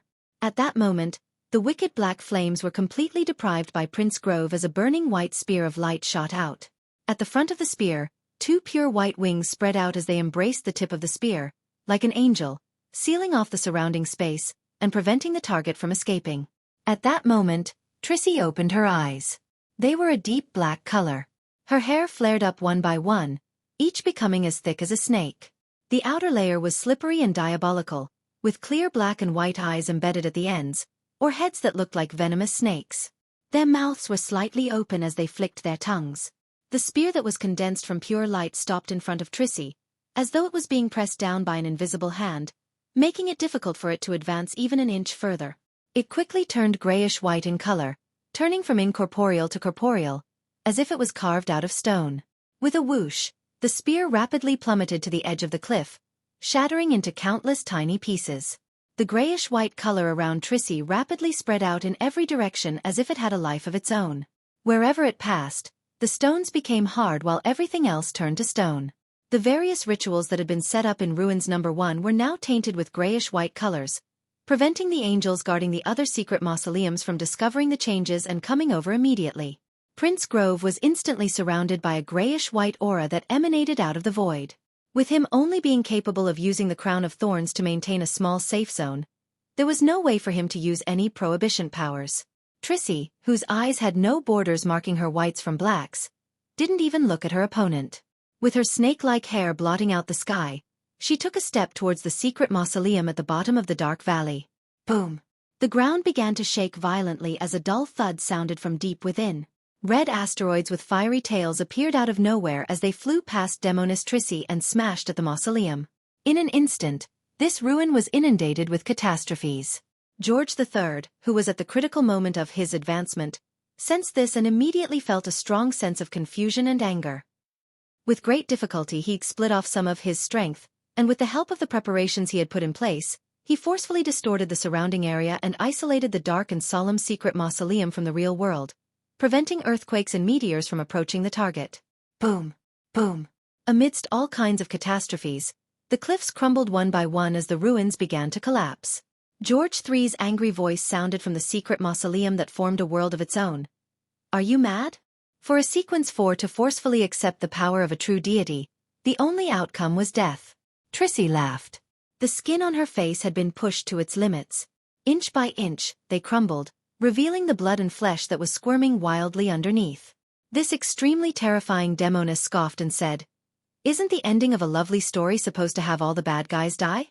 For example, you or me?" Before Trissy could finish her sentence, she wore that tragic smile on her face as the asteroid plummeted into the twisted secret mausoleum in a bid to destroy it. In another mausoleum, Klein didn't put on a strong front. He quickly ended the connection with Sapphira Castle as though he was praying to the fool for help. The commotion from before had nearly caused all the angels present to stop. Unfortunately, the concealment Angel Klein had summoned was a historical void projection. It only continued fighting based on instinct, turning the situation even more chaotic. At this moment, William Augustus I's projection pulled out a silver sword and pointed ahead before slicing downward. There was no need for him to say anything else. The chaos in the ruins came to a stop as the battlefield was divided into different sections. Hermes faced the beautiful and impassive lady. Abomination Sua suppressed Rionette Tynker. The historical void projections of Emperor Roselle and the Angel of Light surrounded Klein. William I stood at an isolated spot, ensuring that none of the aftershocks attacked the mausoleum below. As expected of the Hand of Order, Klein's pupils dilated. Without thinking, He reached his right hand into the inner pocket of his clothes, and he stretched out his left hand to borrow strength from his past self. The Death Consul, the Evernight Cloister's matron, and the Concealment Angel were figures that exceeded Klein's own level. Be it summoning or maintaining them, it was a terrible burden on his spirituality. He had no choice but to borrow some power from his past self before his spirituality completely dried up. This way, he was filled with fake spirituality once more. For the next 5 minutes, it was no different from real spirituality. Then, Klein saw light. The angel formed from pure light, which also had illusory wings on his back, made the layers of light surge towards him like a tidal wave, drowning him. In the bright white sea of light, something suddenly appeared. It rapidly plummeted and approached the secret mausoleum. It was a dark-colored book that consisted of goatskin. Grozel's Travels. Using his ability to split into worms of spirit, and his enhanced ability to shapeshift, he shrank into bookmarks made of flesh, embedding themselves into the book, using it to block the endless light's purification and melting effect. But even so, he was still severely injured because the light still could illuminate part of his body. This wasn't the end. Standing right beneath Grozel's Travels was Emperor Roselle, dressed in gorgeous clothes, waiting there with his hands raised. Without second thoughts, Klein could only activate the first method he knew of to protect himself: hiding in the historical void. Boom! A loud thunderclap boomed outside the ruin. It rumbled in the distance in the beginning, but by the end of it, it was ringing in one's ears. Klein, together with the projections in the historical void, and all the living beings in the ruins were awed and turned stiff. Instantly, the sea of light dimmed. But no, there was a figure that wasn't affected. The Concealment Angel of the Church of Evernight. The beautiful but dull-looking lady took the opportunity to phase her body, transforming into many symbols that symbolized concealment and terror. She extended the strange world, enveloping Hermes, Rionette Tynker, Sua's arm, the Angel of Light, and William Augustus I within. Although Klein had summoned a historical void projection, a watered-down version, some essential parts remained. The chaos that Klein was anticipating was finally here. As for George III's other helpers, such as that King of Angels, they were still in other mausoleums. The moment the nearly transparent world took form, the angels inside began to resist. Amidst the chaos, the strange world easily tore apart. However, with the remnants of the angels' power being directed, the lady rushed out and headed for the secret mausoleum at the bottom. Boom! An even louder clap of thunder rang out. Emperor Roselle, who had attempted to stop them, was once again awed, unable to make any further attempts. In an instant, the dark and majestic secret mausoleum was hit. The cracks on its surface sank deep, causing its dark interior to present itself. In these rifts, blood appeared out of nowhere. Some were bright red, and some were dark. Boom! Boom! Boom! Having restored his human form, Klein held Grozel's Travels while collectively launching air cannon with his scattered worms of spirit. The mausoleum, which was already on the verge of collapse, had finally collapsed, and even more blood gushed out. With the destruction of a mausoleum, George III's advancement ritual was no longer stable. He lacked the key pillar of support. If only one mausoleum was under attack, he might have been able to rely on his tenuous connection with them to put up a resistance to a certain degree. But now, he had suffered too intense of an attack. His already incorporeal body suddenly boiled, unable to maintain the distortion outside. The mausoleum that was isolated from reality finally appeared in front of Trissy. On Trissy's tendril squirming face, the corners of her mouth curled up. Backland City. Memorial Square. My subjects. The stern and old-fashioned George III with his mustache was finishing his speech when there was a loud explosion. His flesh and blood transformed into a flurry of fireworks that sprayed into the air.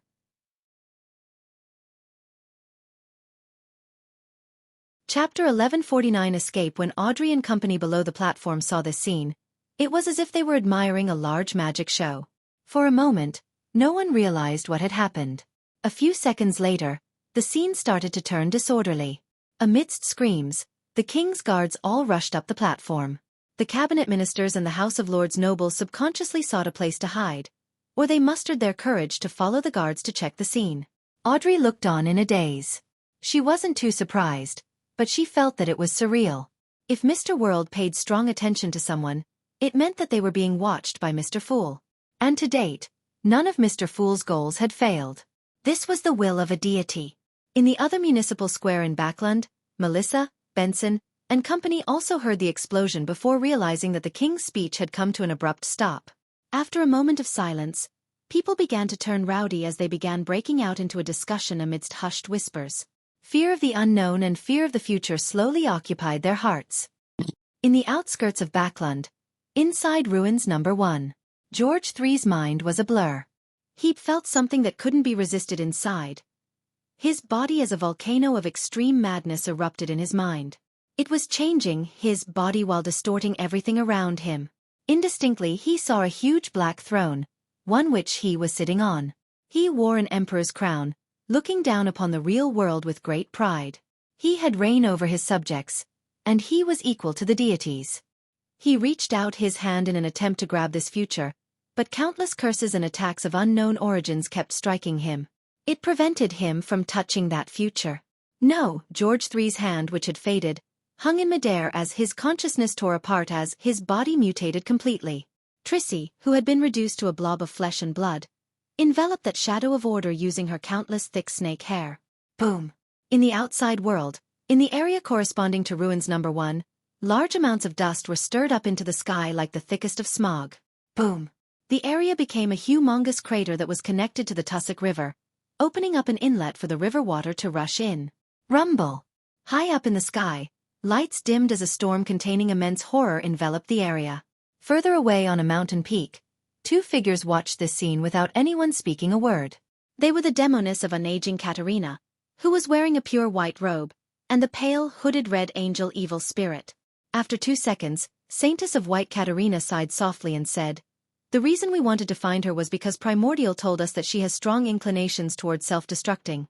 The red angel evil spirit listened silently as his expression twisted slightly. "I know who interfered with my response." Katerina thought of various answers, but she couldn't be sure. Ultimately, she chose to remain silent. The red angel evil spirit slowly said a word. "Evernight." After a pause he suppressed his emotions and added, "Otherwise I would have long found Trissy cheek." Without waiting for Katerina to respond, the red angel evil spirit turned around and left. In another ruin, a hint of joy flashed past Klein's eyes when he saw the secret mausoleum collapse and spill out copious amounts of blood.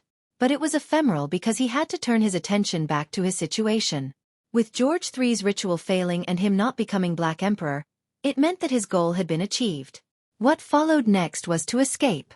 At that moment, while the mausoleum's destruction didn't have any significant impact, Rionette Tinker followed her agreement with Klein, and she didn't stay any longer. She first entered the spirit world and fled deep inside it. The power she borrowed from herself was coming to an end.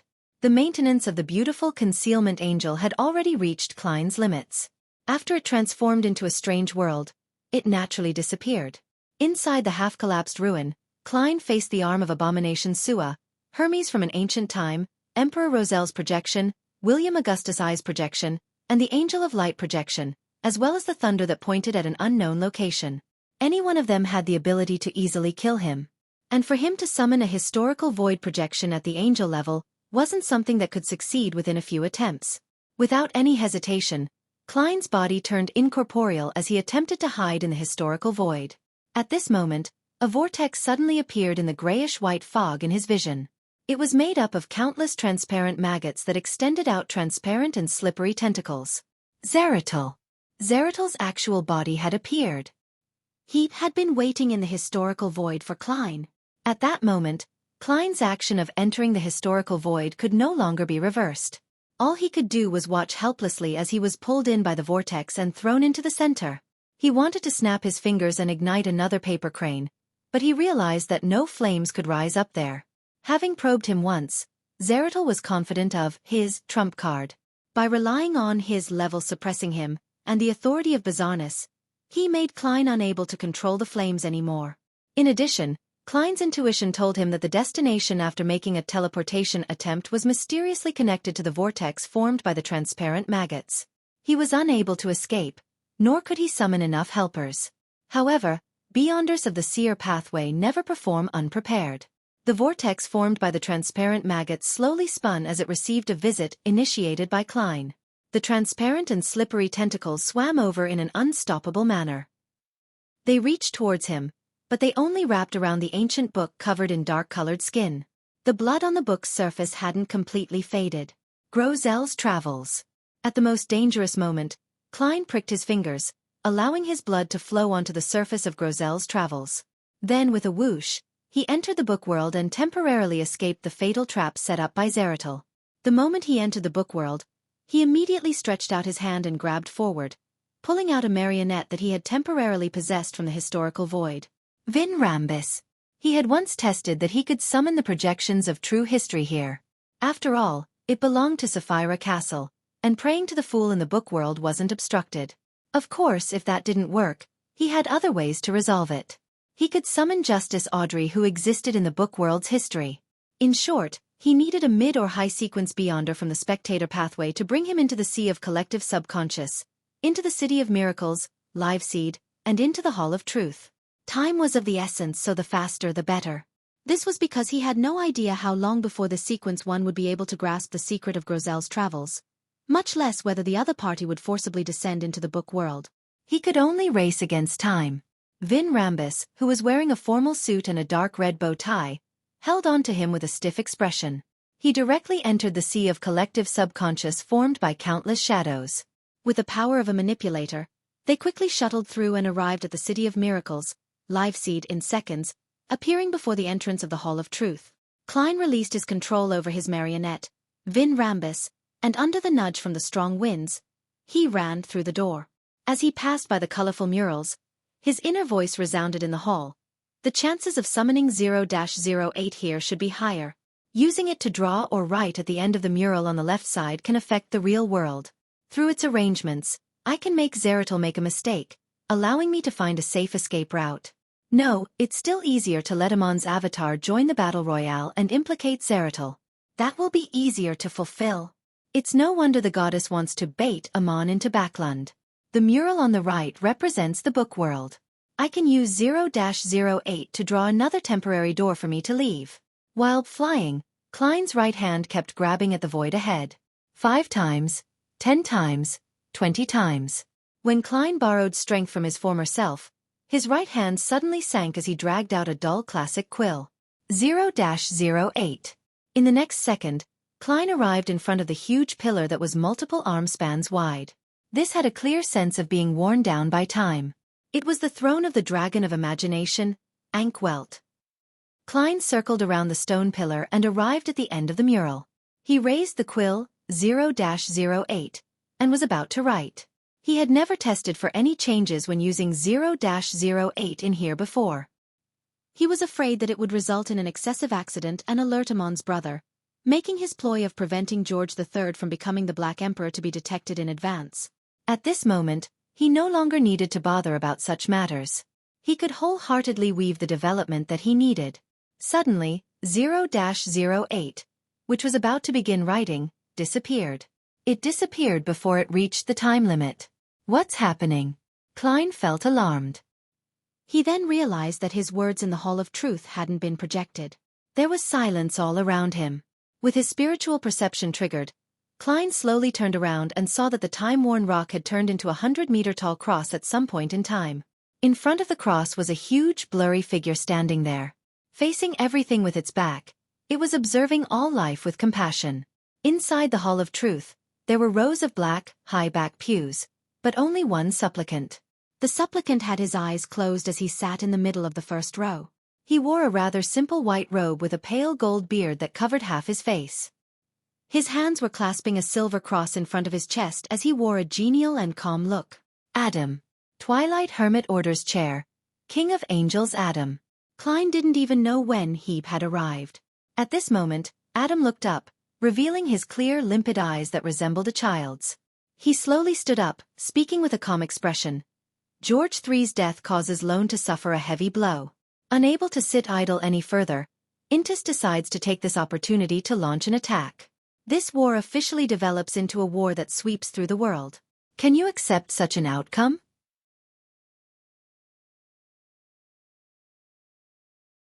Chapter 1150 Mad Dash. Although there was no concept of temperature in the Hall of Truth, Klein still felt a chill down his spine when he heard that.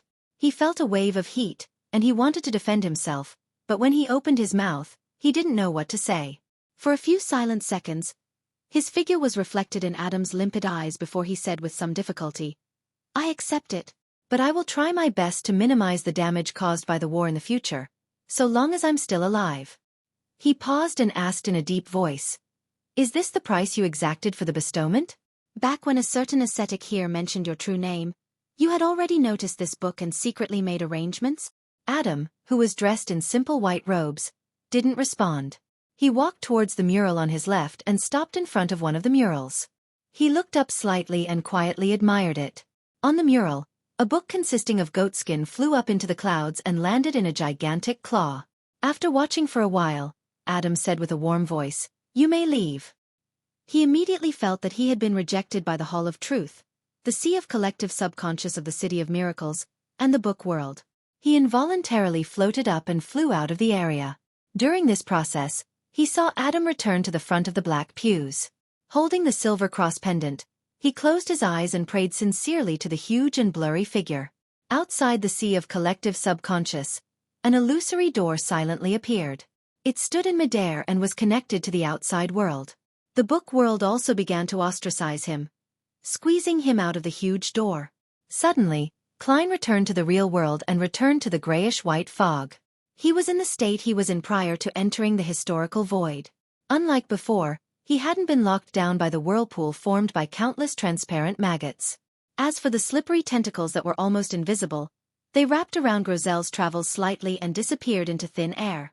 Without having time to lament over the loss, Klein's thoughts raced, and he made a choice almost purely on instinct.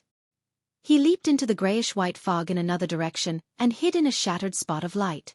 This was the so-called historical void. Klein regretted it the next second because Zeratil's slippery and terrifying tentacles had extended out from the grayish-white fog. The countless translucent maggots were no longer formed a spinning whirlpool as they disintegrated into a tidal wave that surged towards him. Zeratil could actually fight in the historical void. This was the suppression effect that high-level members of the same pathway had against lower-level ones. A demigod of the same seer pathway was always the best choice for dealing with a seer demigod of a lower sequence. Without any hesitation, he ran through the spots of light and into the depths of the fog of history, just like his advancement. Scenes of the secret mausoleum collapsing, Baklan suffering an air raid, and the tragic Great Smog flew behind him. However, the dangerous premonition in his heart didn't weaken at all. Instead, it intensified significantly. He even saw a thick shadow getting closer and closer, covering himself. This was a tidal wave formed by the transparent maggots and the slippery tentacles. Klein ran as fast as he could, constantly chanting the honorific name of the Evernight goddess in Jotun in his mind, hoping to be saved. This was the only thing he could do, and she was the only existence that could save him at the moment. Of course, if he knew of Amon's honorific name, he would definitely attempt to provoke this blasphemer. Only by messing things up would he have a chance of surviving. Rozel's declaration as emperor, the modification of the steam engine, the battle of the violated oath, the White Rose War, and the 20-year war flashed past one by one. Klein realized that his body was being increasingly covered by shadows, and his consciousness was gradually slowing down. He had a feeling that he was having his spirit body threads controlled. At this moment, hounds of Fulgrim ran out of the grayish-white fog's various spots of light. They were covered in pitch-black short fur, their eye sockets burning with dark red flames as the corners of their lips extended to the back of their heads. This group of monsters-like creatures, the Sapphira Castle Keepers, ran past Klein and rushed behind him. He immediately regained his lucidity. Fuck! He cursed himself, his eyes slightly red as he continued running with his vision blurred. He went from the 5th epoch to the 4th epoch, and from the 4th epoch to the 3rd epoch. The massive shadow that resembled the tidal wave behind him paused for a few seconds, then it continued surging towards him as if nothing had happened, drowning out the historical voids he passed through. Klein didn't hold back in expending his spirituality. He used all his might to run with the light spots that he had lit in the fog of history. He ran from the 3rd epoch to the 2nd epoch until he arrived at a lonely fragment of light. Around him was a withered forest and a normal tomb. This was the period of history where giant King Ormur buried his parents.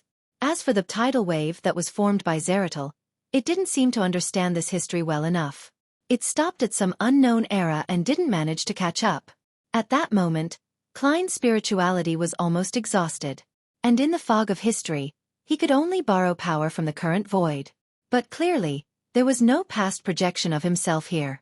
And when his spirituality was exhausted, he would have no choice but to leave the fog of history and return to the real world. When that time came, he would be facing Zeratul again. Phew. Klein exhaled and pulled out another paper crane. He snapped his fingers and lit it. However, after waiting for a few seconds, he failed to see the snake of fate, Will-O-Septon, appear. In the historical void, there's no way to use ordinary paper cranes to contact Will. Why hasn't Amon appeared yet? As his thoughts flashed, he could only repeat in Jotun, the Evernight goddess who stands higher than the cosmos and more eternal than eternity. You are also the Lady of Crimson, the Mother of Concealment, the Empress of Misfortune and Horror, Mistress of Repose and Silence. After holding on for a few seconds, he suddenly had an idea. Hence, he didn't hesitate to leave the fog of history and return to the real world. Just as his figure appeared, his spirit body threads floated into the air and was grabbed by a slippery, transparent tentacle. And opposite him, another figure appeared at the same time. It was the barefoot, linen-robed ascetic leader, Ariana. Based on Klein's abilities, the angel-level historical projection he had summoned must have disappeared. Therefore, the person who came was undoubtedly the actual body. The Evernight Cloister's matron glanced at Klein, and instantly, he vanished under Zeratul's tentacle. Klein entered a concealed world belonging to Ariana. It was night time, and it was a monastery with many ancient buildings erected. There was a huge and holy crimson moon hanging high in the sky. Using the experience gained from their past cooperation, Klein immediately used traveling to appear in the crimson moon, leaving this concealed world in order to appear elsewhere. After returning to reality, Klein had already distanced himself from Zeratul. Hence, he didn't hesitate to use traveling to directly leave. And having held Zeratul back for a short period of time, Ariana entered a concealed state and left the battlefield. Boom!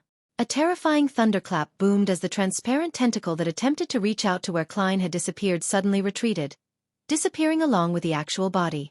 Having teleported to the sea, Klein couldn't be bothered to borrow strength from his past self. He first summoned a paper figurine from the historical void and shook his wrist. Most of the items he had with him had been destroyed when he became a bookmark. It was unknown where he had lost his marionettes, Konas and Anuni. Of course, they might have evaporated under the illumination of the Angel of Light. Ha! The paper figurine burned with scarlet flames as it leaped up into the form of an illusory angel that had layered wings on its back. It embraced him and removed any traces. Then he activated traveling once again and left the area. In the secret mausoleum in Eastchester County, William Augustus I and Queen Mystic Bernadette managed to sense the death of George III, either through the changes in order or via their clairvoyant abilities. The latter didn't stay any longer. Her body suddenly separated like a collection of soap bubbles that reflected light, scattering in all directions before bursting. William Augustus I wasn't in the mood to stop or chase after her, but he didn't feel much pain. After making a huge detour, Klein, who had used Angel's Embrace 3 times to remove his traces, finally returned to Backlund secretly. It was probably the safest place. He didn't return to the apartment he had previously rented. Instead, he found a hotel in the Backlund Bridge area and got a room. Of course, he didn't forget to change his appearance, height, and temperament. The more ordinary and common his appearance was, the less attention he would garner. After entering the room, Klein endured the mental fatigue and physical trauma he received, and he began to chant the honorific name of sea god Calvetua. He planned to take 4 steps counterclockwise and head above the gray fog. He wanted to use his true vision and the real Angel's Embrace to confirm his surroundings to eliminate any latent dangers. Fortunately, Zeratul should have signed a contract with George III, so he can't leave the mausoleum he was guarding as he pleases. Otherwise, I would most likely have become his marionette in that chaotic battle. The appearance of him and Abomination Sua exceeded my expectations. Klein heaved a sigh of relief and took 1 step in a counterclockwise manner. He opened his mouth and chanted in Mandarin, the exalted. Suddenly, Klein's body trembled. His voice came to a halt as he froze on the spot. In his line of sight, a figure had appeared on a chair beside the full-body mirror in the room. He was a young man of medium build, wearing a dark-colored jacket and trousers. He looked like a mixed-blood man with Lone and Balam roots. This was the marionette that Klein had lost. Winner Anuni. Anuni smiled as he faced Klein's pair of eyes that could no longer move. Don't randomly leave your marionettes around. They can be tracked. As he spoke, he slowly stood up. He casually took out a crystal monocle from his pocket and slowly wore it on his right eye.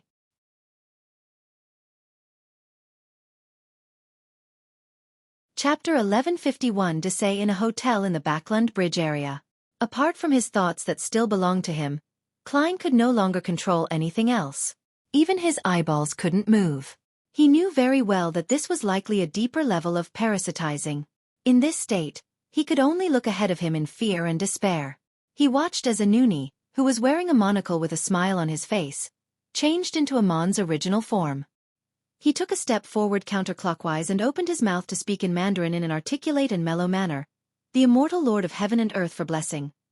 Did he steal my thoughts just now, or my ability to speak Mandarin? It should be the former. Otherwise he wouldn't be able to grasp this ritual. Klein's pupils couldn't widen as he watched.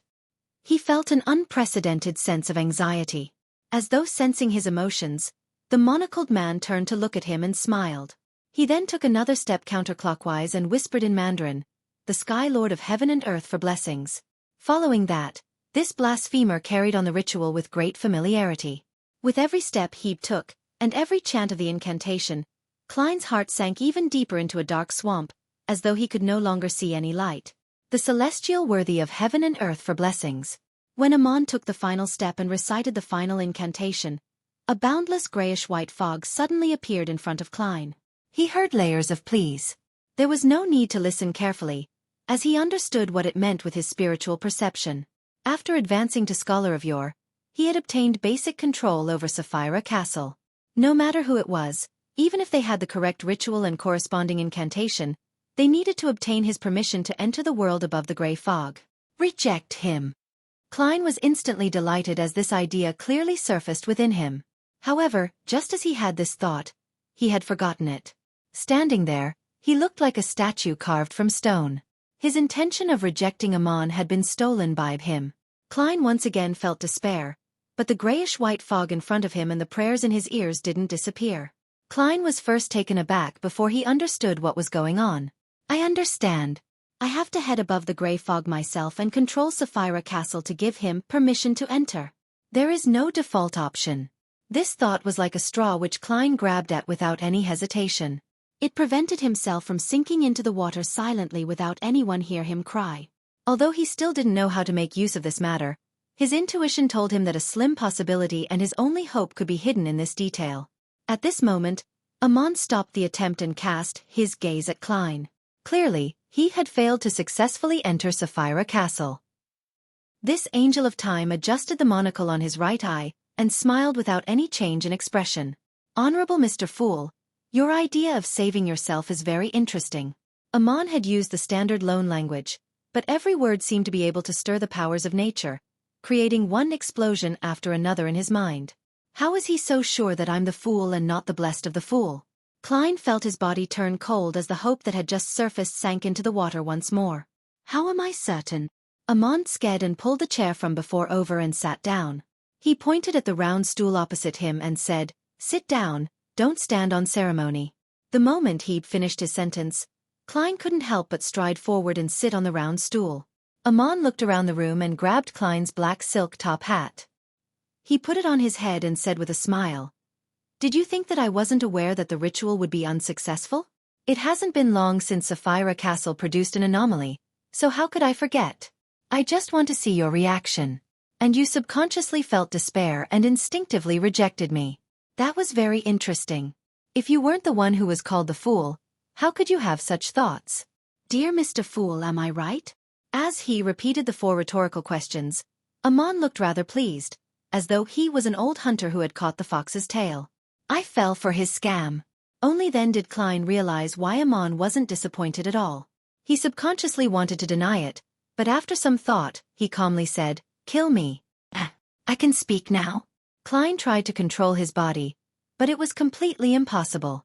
In the next second, he was prepared to recite the honorific name of the Evernight goddess, but this thought was immediately lost. The thin-faced blasphemer Amon pressed down on his right monocle and maintained his excited state from before. So that you can be reborn in Sapphira Castle? The more I talk to this fellow, the more mistakes I make. Klein shut his mouth tightly and didn't say another word. When Amon saw this, he shook his head with a smile. There's no need to be so afraid. Actually, there's no bad blood between us. Huh. Sitting on the round stool like a doll, Klein was stunned for a moment, but he didn't respond. Amon leaned forward slightly and looked into his eyes before continuing with a smile. The only conflict we have is regarding Sapphira Castle. But do you really wish to shoulder that fate? Aren't you worried that the original owner of Sapphira Castle will revive within you? This was something Klein was very concerned about, making him at a loss for words. Amon pinched the crystal monocle and didn't urge him to answer. He smiled and said, "If you give me Sapphira Castle, all the problems will be resolved. That way, whether the original owner of Sapphira Castle comes back to life, or if the corresponding fate can be shouldered, the person who needs to worry is me, not you.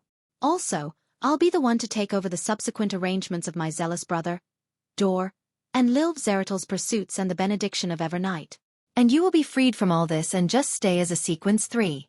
Heh, why would I want to kill you? What's the point of killing a Sequence 3? Even if I want to retrieve the characteristic, it's still expendable.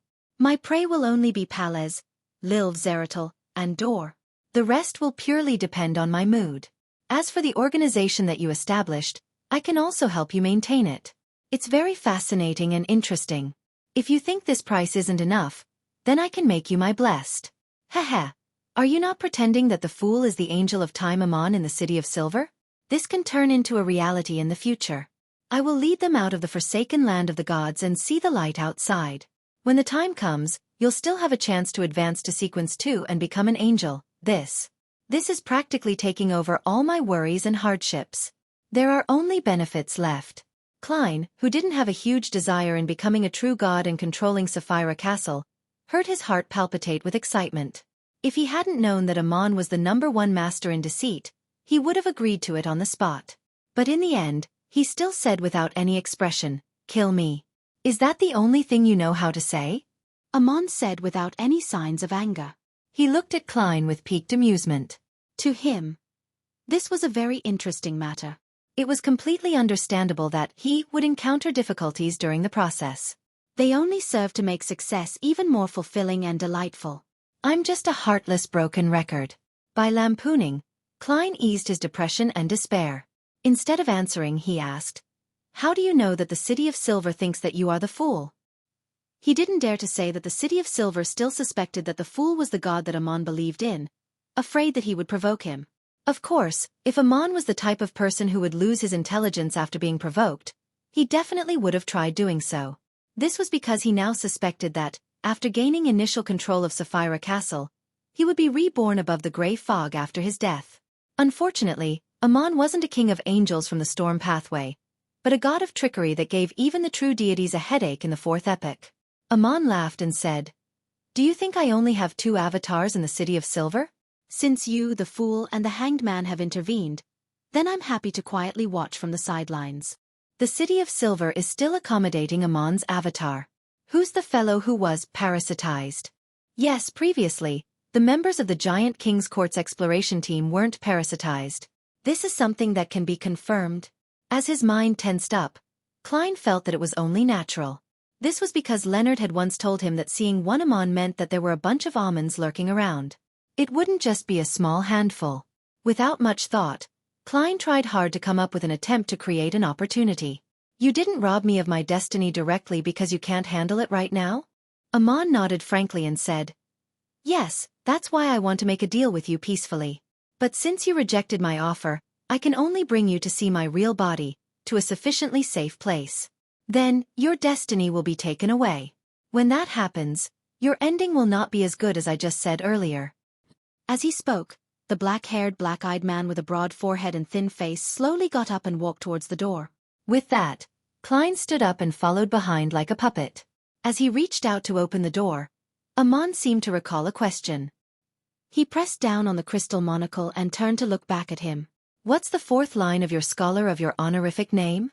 In mysticism, every existence's corresponding honorific name wasn't that strict. As long as one used the correct format and certain descriptions to narrow the scope to prevent any ambiguity, they could point towards the corresponding hidden existence. This was also why quite a number of heretics who knew anything about mysticism could randomly make up honorific names while still receiving feedback.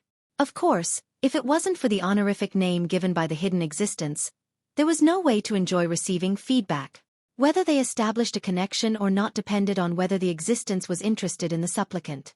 Previously, Amon had used his understanding of the Scholar of Yore and Gehrman Sparrow, and the powers of the Marauder Pathway Sequence 7 cryptologist, to restore the full honorific name that could point accurately to Gehrman Sparrow. However, he didn't attempt to pray and use the automatic response to establish a connection to lock onto Klein's location, because his godhood intuition told him that there was a problem with the fourth sentence, dooming him to fail. The fourth line of Klein's honorific name flashed across his mind, but he had no intention of telling Amon. At that moment, Amon opened his mouth and read out his thoughts. Protector of Backland magic and drama performers, this so-called angel of time and blasphemer fell silent for a few seconds after saying it out loud. Then he smiled, very happily. After laughing, Amon adjusted his monocle on his right eye and said with a smile, "To be honest, this is all very interesting. Are you really not considering becoming my blessed?" Klein opened his mouth and gave a familiar answer. "Kill meal."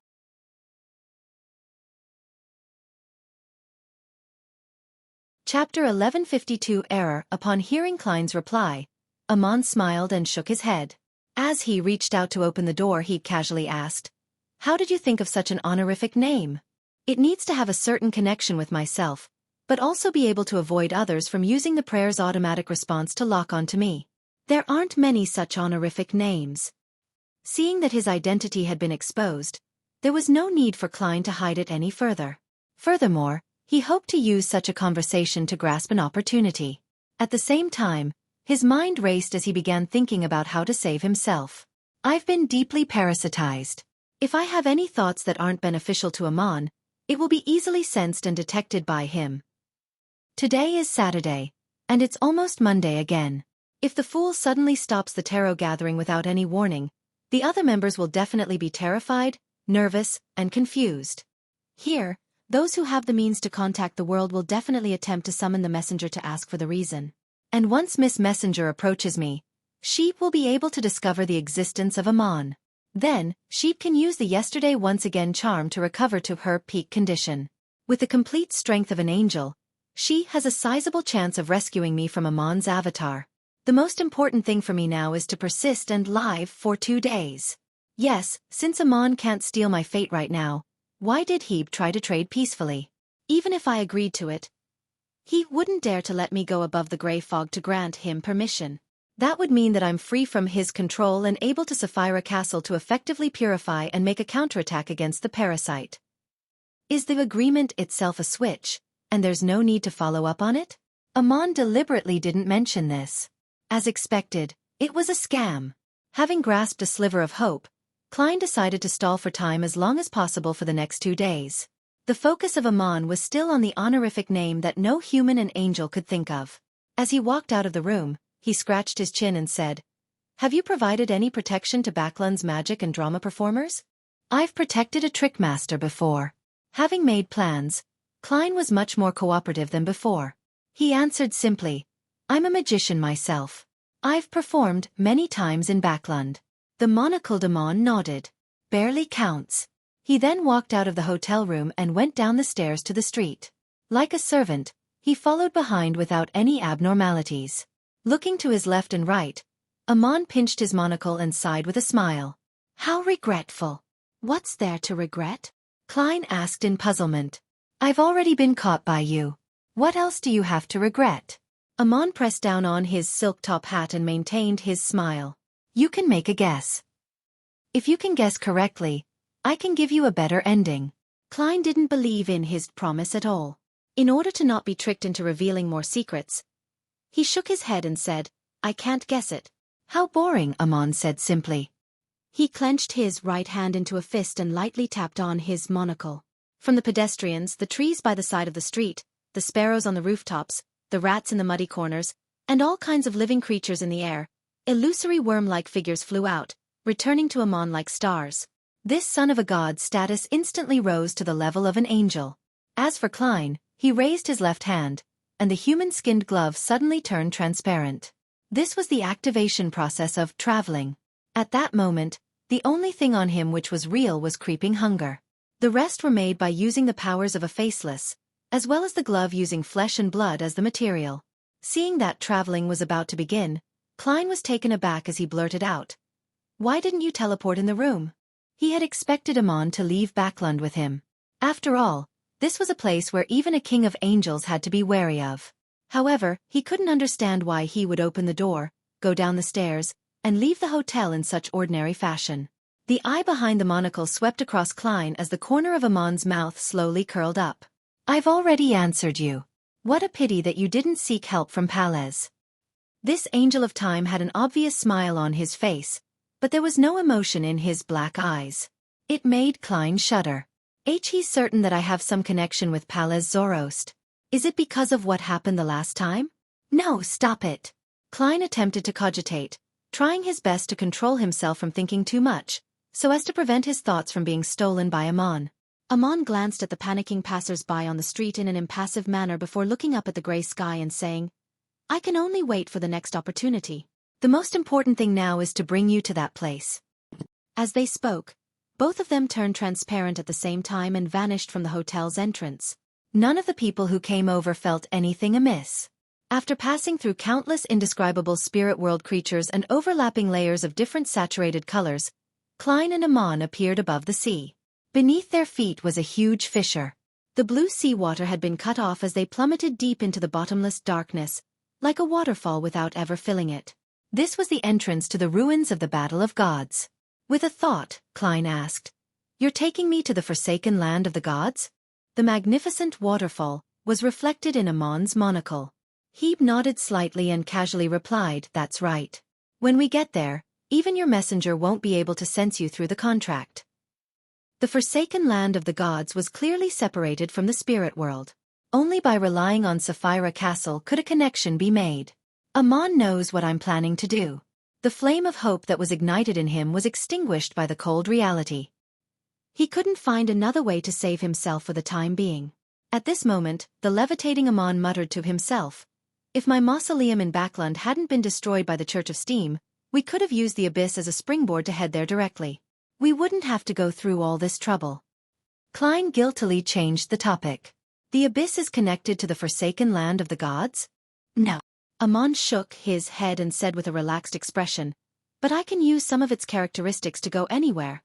I heard that there were some nasty changes in the abyss." With a thought, Klein probed. Amon turned his head and glanced at him without concealing his curiosity. "You're actually aware?" "Yes, I once thought of exploring the abyss." Klein didn't speak further, afraid that the King of Angels of the Marauder Pathway would discover that he could read Roselle's diary. At this moment, Amon suddenly laughed. "You want to explore the abyss? What's so funny about that?" Klein was very interested in what had happened to the abyss to begin with. Thus, he took the opportunity to cooperate with Amon in an attempt to know more. Just as he finished speaking, he suddenly had a new idea. Using the conversation he had with Amon, he could grasp more historical secrets to speed up his digestion of the Scholar of Your Potion.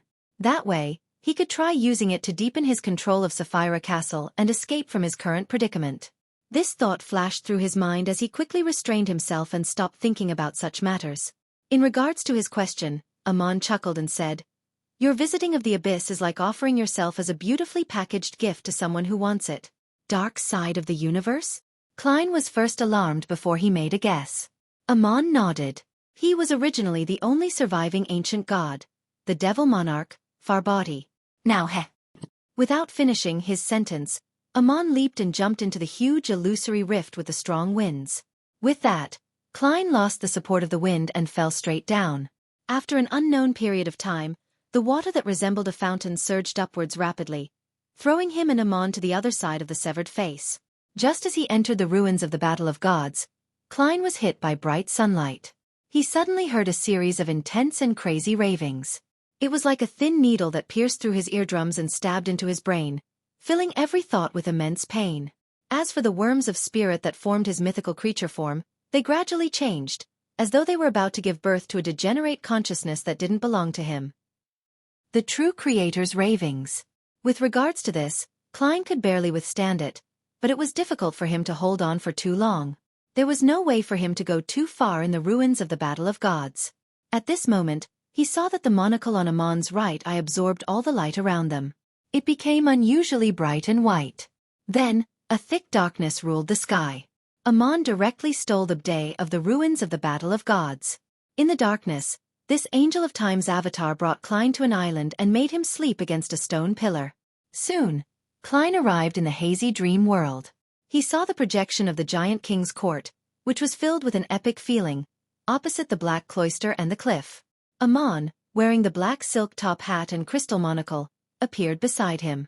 With a relaxed smile, he pointed at the projection of the giant king's court that was frozen in the sunset. That's the entrance to the forsaken land of the gods. After some thought, Klein raised his doubts. Don't you need to enter a dream at a specific location to open the entrance? He couldn't help but feel a glimmer of hope again. He thought that it would be great if Amon wasted a week or two of his time in the ruins of the Battle of Gods. That's right. Amon didn't deny what Klein had said. He casually said, if you wish to open the entrance, you have to travel on a ship to the core of this ruin's waters. This might take more than a month, and you will experience many dangers that you're currently unable to withstand. As for me, I don't have to. Is it because you're the son of the Creator? Klein guessed in deliberation. No. Amon had one hand in his pocket as he turned to walk to the Black Cloister's entrance.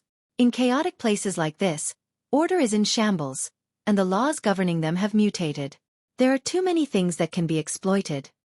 As this Angel of Time walked, he turned to look at Klein.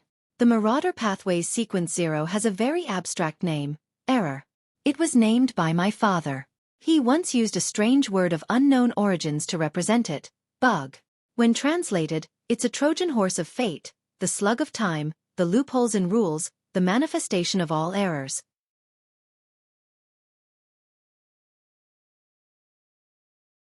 Chapter 1153 The Sunset Tunnel Font Big Middle Small Previous Index Next Add Bookmarks Error.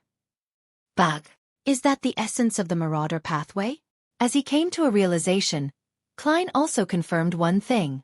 That was that the ancient sun god, the City of Silver Creator, Amon's father really did come from Earth. The word that Amon said was standard English. Fellow Earthling, your two children have really caused me so much pain. If only they were all like Bernadette. As he lampooned inwardly, he asked curiously, you want to use this dream world's loophole? Klein controlled himself and didn't use the term bug to describe it, lest it would arouse suspicion in Amon due to his overly ordinary fluency when speaking the word. He would then reveal a trump card for no reason. Faced with a king of angels who could steal his thoughts and deeply parasitize him, he had very few trump cards to begin with. He had to make good use of every single one of them. Who knew when they might end up being effective? At that moment, Amon had already walked out of the Black Cloister. He had one hand in his pocket, and without doing anything, the heavy door opened automatically, as though it was welcoming the arrival of a distinguished guest. You can think of it that way, but in actual fact, it's a little more complicated than that. Amon didn't show the might of a blasphemer at all as he casually answered Klein's question. This dream world doesn't have any errors, or rather, loopholes. It's just that, due to the clashing of remnant divine powers, some places appear more chaotic. And I can use this chaos to create a loophole. As the huge door that was prepared for the giant was completely opened, Amon pinched his monocle and walked into the hall, venturing deep inside. During this process, Heap smiled and gave a more in-depth explanation. You should know very well that this cloister is composed of dreams. Yes, it comes from the dreams of different living beings in the ruins of the Battle of the Gods. After some thought, Klein added, it might also be left behind by some dreams from the past. At that moment, the man and angel walked on a winding black staircase. The light of dusk shone through the stained glass from high above, bringing with it a feeling of burning holiness. Amon touched the human skull engraving on the railings and smiled as Heap took in the surroundings. Generally speaking, the area you enter this dream world is where you end up when waking up, regardless if you're in the dreams of other living beings in other seas. Unable to nod, Klein could only express his opinion with words. That's right. And after I create a loophole, I can wake up in the corresponding location by entering other dreams. Clearly, this cloister is much smaller than the sea ruins outside. The structure is even narrower. Perhaps, we can reach our destination in a few minutes. There was a hint of joy in Amon's tone. To him, creating and exploiting loopholes was a joyous matter. Amon is actually able to use such a method to quickly pass through the ruins of the Battle of the Gods. We won't even be wasting an hour or two, much less 1 or 2 weeks. As expected of a king of angels, the blasphemer of the fourth epoch, the glimmer of hope that was generated in Klein vanished instantly. He wasn't sure if Amon had deliberately not mentioned it in advance, so as to enjoy watching the bubbles of his target's hope being popped time and time again, or if he didn't care about such trivial matters. All he could do was to curb his heavy depression and say, "You want to control the core dream of this illusory world?" He remembered Queen Mystic Bernadette mentioning that she didn't dare enter the black wooden door in the deepest depths of the cloister. "It's not me, it's us," Amon replied with a smile. He seemed to suddenly recall something. He raised his hand to adjust his monocle and asked with interest, "Why did you put a monocle on your marionette?" "I didn't even need to prepare one myself." Feeling awkward for a second, Klein thought for a second and decided to answer truthfully. "Not long ago, in order to digest the Bizarro Sorcerer Potion, I deliberately wore this monocle in front of the Red Angel Evil Spirit." Amon, who was walking down the stairs, suddenly paused. He turned his head to look at Klein and smiled. "Very interesting." This Angel of Time said thoughtfully, "To think that Medici hasn't completely died. Next time if I encounter him, I'll disguise myself to look like you, and then I'll wear a monocle in front of him again." Poor Sauron Einhorn Medici. As a whole king of angels, can you not be so senseless? Is this the so-called god of mischief? When Klein heard that, he felt wistful, not knowing what to say. Amon pressed down on the crystal monocle and asked, "Did you wear this monocle on your left eye?" "How did you know?" Klein was shocked, imagining that Amon had stolen the scene from the fog of history. "How did I know?" Amon said with a smile. "There are 2 possibilities. Firstly, it's because you're of a beyonder of a low level, so you're definitely not a match for that fellow Medici. You were afraid that if your disguise was too realistic, then you would incur a fatal subconscious attack and deduce that you would be better of doing so. Secondly, if you had the intention of imitating me and ended up doing an accurate imitation, then I might be able to use the ripples generated by fate to detect the incident. Since I didn't notice it, it must mean that the monocle was worn on the wrong spot. Make a guess. Which possibility is it?" "I will choose the most dangerous possibility, regardless of whether it's true or not. This way, I will be even more careful and cautious in the future when it comes to matters like this. Of course, there must be a future first." Since Amon didn't show any signs of viciousness or oppression, Klein had unknowingly let down his guard and felt that Amon was an easygoing king of angels. But now, he suddenly snapped to attention as he came to a realization that this was a trait of a master swindler. "The second possibility." Klein gave his answer. Amon didn't say if he was right. He reached the bottom of the stairs and came to the lowest level of the cloister. He stopped in front of a black wooden door covered in strange patterns. "I've been here before. Once this door is fully opened, the power inside will shatter the dream world in its entirety," Klein said as he attempted to extract more historical secrets from Amon. Amon reached out for the handle, his thin face impassive as he said, "This is my father's final dream. The corresponding location is where he perished. The ruins of the Battle of Gods was where Ro's redemption attacked the ancient sun god, the source of the cataclysm." When Klein heard that, he tensed up as his thoughts raced. With regards to this answer, after understanding the formation of Ro's redemption, he had a corresponding theory regarding the various abnormalities in the ruins of the Battle of Gods. He wasn't too shocked now, and the scholar of your potion had even been digested to a certain degree. Immediately following that, he let out an indescribable sigh. This was the closest he had gotten to the ancient sun god. Previously, when he saw it through dream divination, they were separated by a distant stretch of both space and time. The ancient sun god and Emperor Roselle were the protagonists of an era, but in the end, they ended up miserable. The ending was tragic. Roselle still has the means of being revived. I wonder if this former creator had any similar setups. Dark Angel Sasrer? The true creator? Amidst his thoughts, Amon opened the black wooden door covered in strange patterns. There was a sea inside, and the blinding sunlight shot straight at it. There seemed to be a rich gold color hidden in the waves. Klein didn't understand what the thick gold represented previously, but now, he had a preliminary idea. It was the blood of the ancient sun god. Before he died, he was affected by the power of the Evernight and fell into a dream. He dreamed of his body being torn apart, staining the sea with blood. Clang! As the black wooden door opened, an unimaginable aura emanated out, causing the entire cloister to violently shake, as though it had encountered an earthquake that could destroy this world. Amidst the dust and collapsed stone bricks, the two of them entered the golden sea through the wooden door. Following that, he felt his spirit body melt as his psyche evaporated. In seconds, he would become fertilizer for the dream. At this moment, bright and pure white light shone out from Amon's crystal monocle, instantly shattering the dream world. He returned the babe he had stolen to the ruins of the Battle of the Gods, allowing the place to turn from night to day. At the same time, his and Klein's figures turned somewhat transparent. Then, they appeared in midair above a sea that was dyed golden. The temperature here was higher than what Klein imagined, but it wasn't as dangerous as the dream. Or rather, the sea in the core region of the ruins of the Battle of the Gods was separated into safety zones due to various clashes of divine power. As long as one didn't blindly explore the area, then there wouldn't be too much of a problem. In the next second, Amon's monocle drew in all the light from his surroundings, making himself appear extremely bright. Dabe was stolen and night had fallen once again.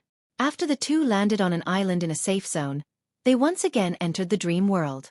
This time, they appeared outside the black wooden door covered with strange patterns. Amon adjusted his monocle, which he wore on his right eye, and pulled it with his left hand, stealing the distance between the entrance and the cloister.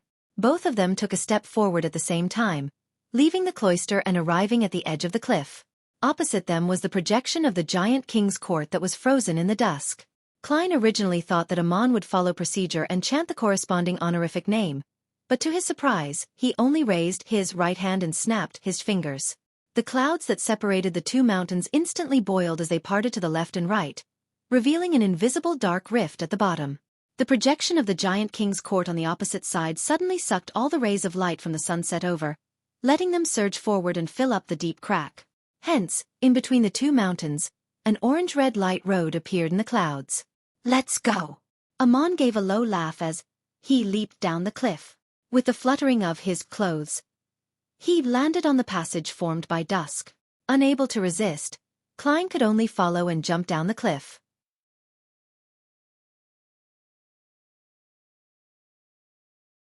Chapter 1154. I'll give you a chance. The path that was formed by dusk didn't seem to contain anything, but after Amon and Klein landed one after another, they didn't continue falling, as though they were walking on the ground. This time Amon didn't steal the distance. Instead he brought Klein along as they approached the majestic projection of the giant king's court. From time to time, he would observe and admire the beautiful scenery. Walking above the sea of clouds, they walked along a sunset bridge with the legendary palace in the distance. It was supposed to be a joyful and refreshing matter, but Klein felt as though he was walking into the abyss, doing so one step at a time. The more he struggled, the deeper he fell. Once he entered the forsaken land of the gods, many things that he relied on would be useless. Before long, Amon and Klein arrived at the projection of the giant king's court and stood in front of the tallest building. On one side of the building was a steeple, and on the other side was a spire. The main door was far more than 10 meters tall, with it being mainly a grayish-blue color. It was covered with symbols, labels, and patterns. It was where the giant king lived, the place where Dark Angel Sasser slept. Klein glanced at the pitch-black hole to the left of the door, roughly determining that the door in the dream didn't need a key to open. Otherwise, the true creator's believers wouldn't have been able to pass through. After all, the actual key back then was in Vice Admiral Iceberg's collection room. Next, we'll be able to enter the forsaken land of the gods once the door is opened. However, we'll definitely attract the attention of others by doing so. Amon chortled and took a few steps diagonally to the edge of the door. "We won't open the door, but instead directly head over." As he spoke, the Angel of Time raised his hand to adjust his monocle. A dark blue color appeared in the corner of the grayish-blue door. It was an illusory door without any sense of being corporeal. The door-opening power of an apprentice is a very low-level ability, but it's perfect when used here. Amon lowered his right hand and introduced in satisfaction. Taking 2 steps, he passed through the illusory door. There are no useless beyonder powers, only useless beyonders. If I directly push the door open, I'll draw the attention of others. But from who? The true creator? His holy residence, his divine kingdom should be somewhere in the forsaken land of the gods. If I can lure him over and let him clash with Amon, I might be able to find a chance to escape. Without any ability to control himself, Klein followed behind Amon without leaving much of a gap, stepping into the blurry dark blue door. The moment he stepped through, he felt the world spin around him. Even his spirituality seemed to be torn apart. After the abnormality disappeared and his condition was restored, he realized that he was on a beach that was soaked in the glow of the sunset. The sand and stones here were all black in color. Deep blue waves surged over from afar as they crashed into the coast, one wave after another, but they didn't produce any sounds like they should have. They were quiet, like a grand illusion. This sea is an illusion. Coming in would probably result in one appearing here, but it's not necessarily the case for leaving. According to the principle of reciprocity, if one wants to leave, they can only open the residence of the Giant King, where Dark Angel Sasra is in deep sleep. With a sudden realization, Klein turned his head and looked in another direction. It was a mountain bathed in dusk. On it were countless palaces, towers, and many majestic city walls. This was the legendary Giant King's court. Even if the City of Silver could find a path that leads to the beach, it would be meaningless. From the corner of his eye, he saw that Amon had changed his image. He wore a black classical robe and a pointed hat of the same color. He changed from being a gentleman from the present era to an ancient mage that originated from the fourth or even the third epoch. With a thought, Klein continued looking at the Giant King's court, which wasn't too far away. He casually said, "Dark Angel Sasra is sleeping in the palace of the Giant King." Amon stood to his side as he looked in the same direction and said without any change in expression, "I know. I've entered the Giant King's court and even visited the graves of Ormer's parents." As expected, one of Klein's guesses was finally confirmed. He deliberated and said, "What answers you searching for one?" "You can make a guess." Amon continued looking at the Giant King's court and laughed. "If I had any idea, I wouldn't need to ask you." After thinking for a few seconds, he said, "Some secrets of the first epoch?" "You can say that," Amon replied without much concern. Klein hesitated for a moment before saying, "Aren't you curious about Dark Angel Sasra's condition?" "I am." Amon didn't change the direction of his gaze as he said with a smile, "But compared to me, there are still many people who are more interested in that. My zealous brother, the Hanged Man, the Dragon of Betrayal, as well as Evernight, Storm, and White. I want to see who's the first one who isn't able to hold back. Heh. If I can steal everything of importance inside at the critical moment, their expressions will definitely be very interesting." This thought. The reason for stirring up such a huge matter was purely to cause trouble, to gain some excitement? Klein frowned slightly and realized that Amon's values were different from that of humans. This is a natural mythical creature. Completely different from humans. Why can I frown on my own? Just as he came to a realization, he sensed that something was missing in his body. He subconsciously turned his head to look at blasphemer Amon. There was a semi-translucent worm of time with 12 rings in Amon's hand. He smiled as he looked into Klein's eyes and said with some anticipation, "Since we've already arrived at the forsaken land of the gods, there's no need to worry about external interference. I'll give you a chance.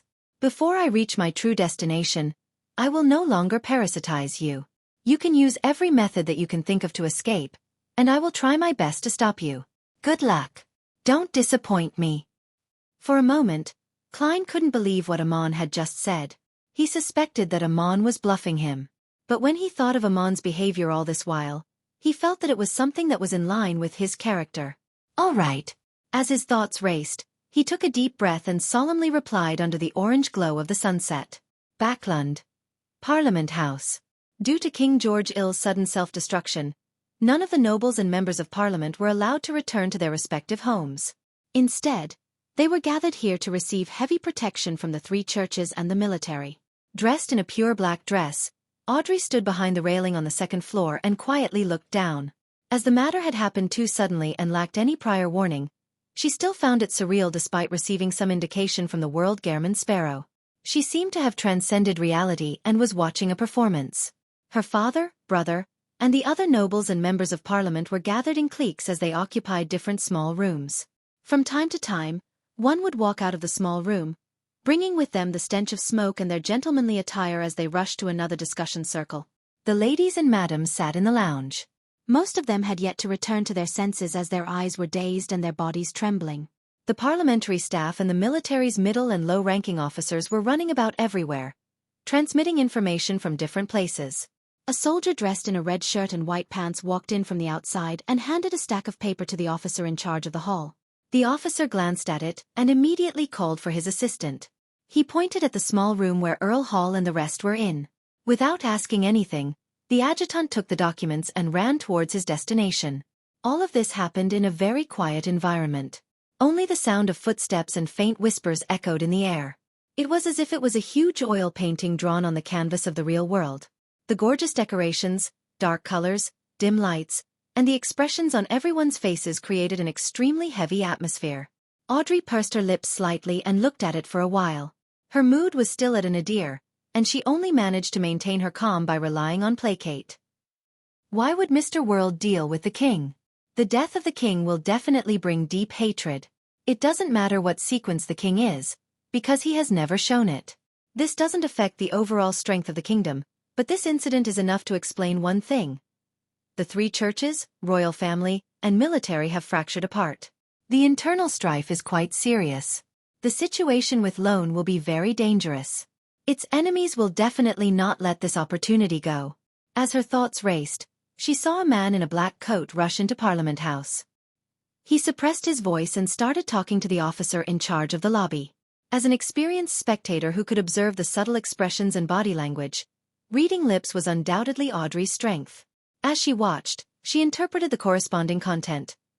Intis has used the excuse of conflict in the borders of the Homesis mountain range to gather a large number of troops there.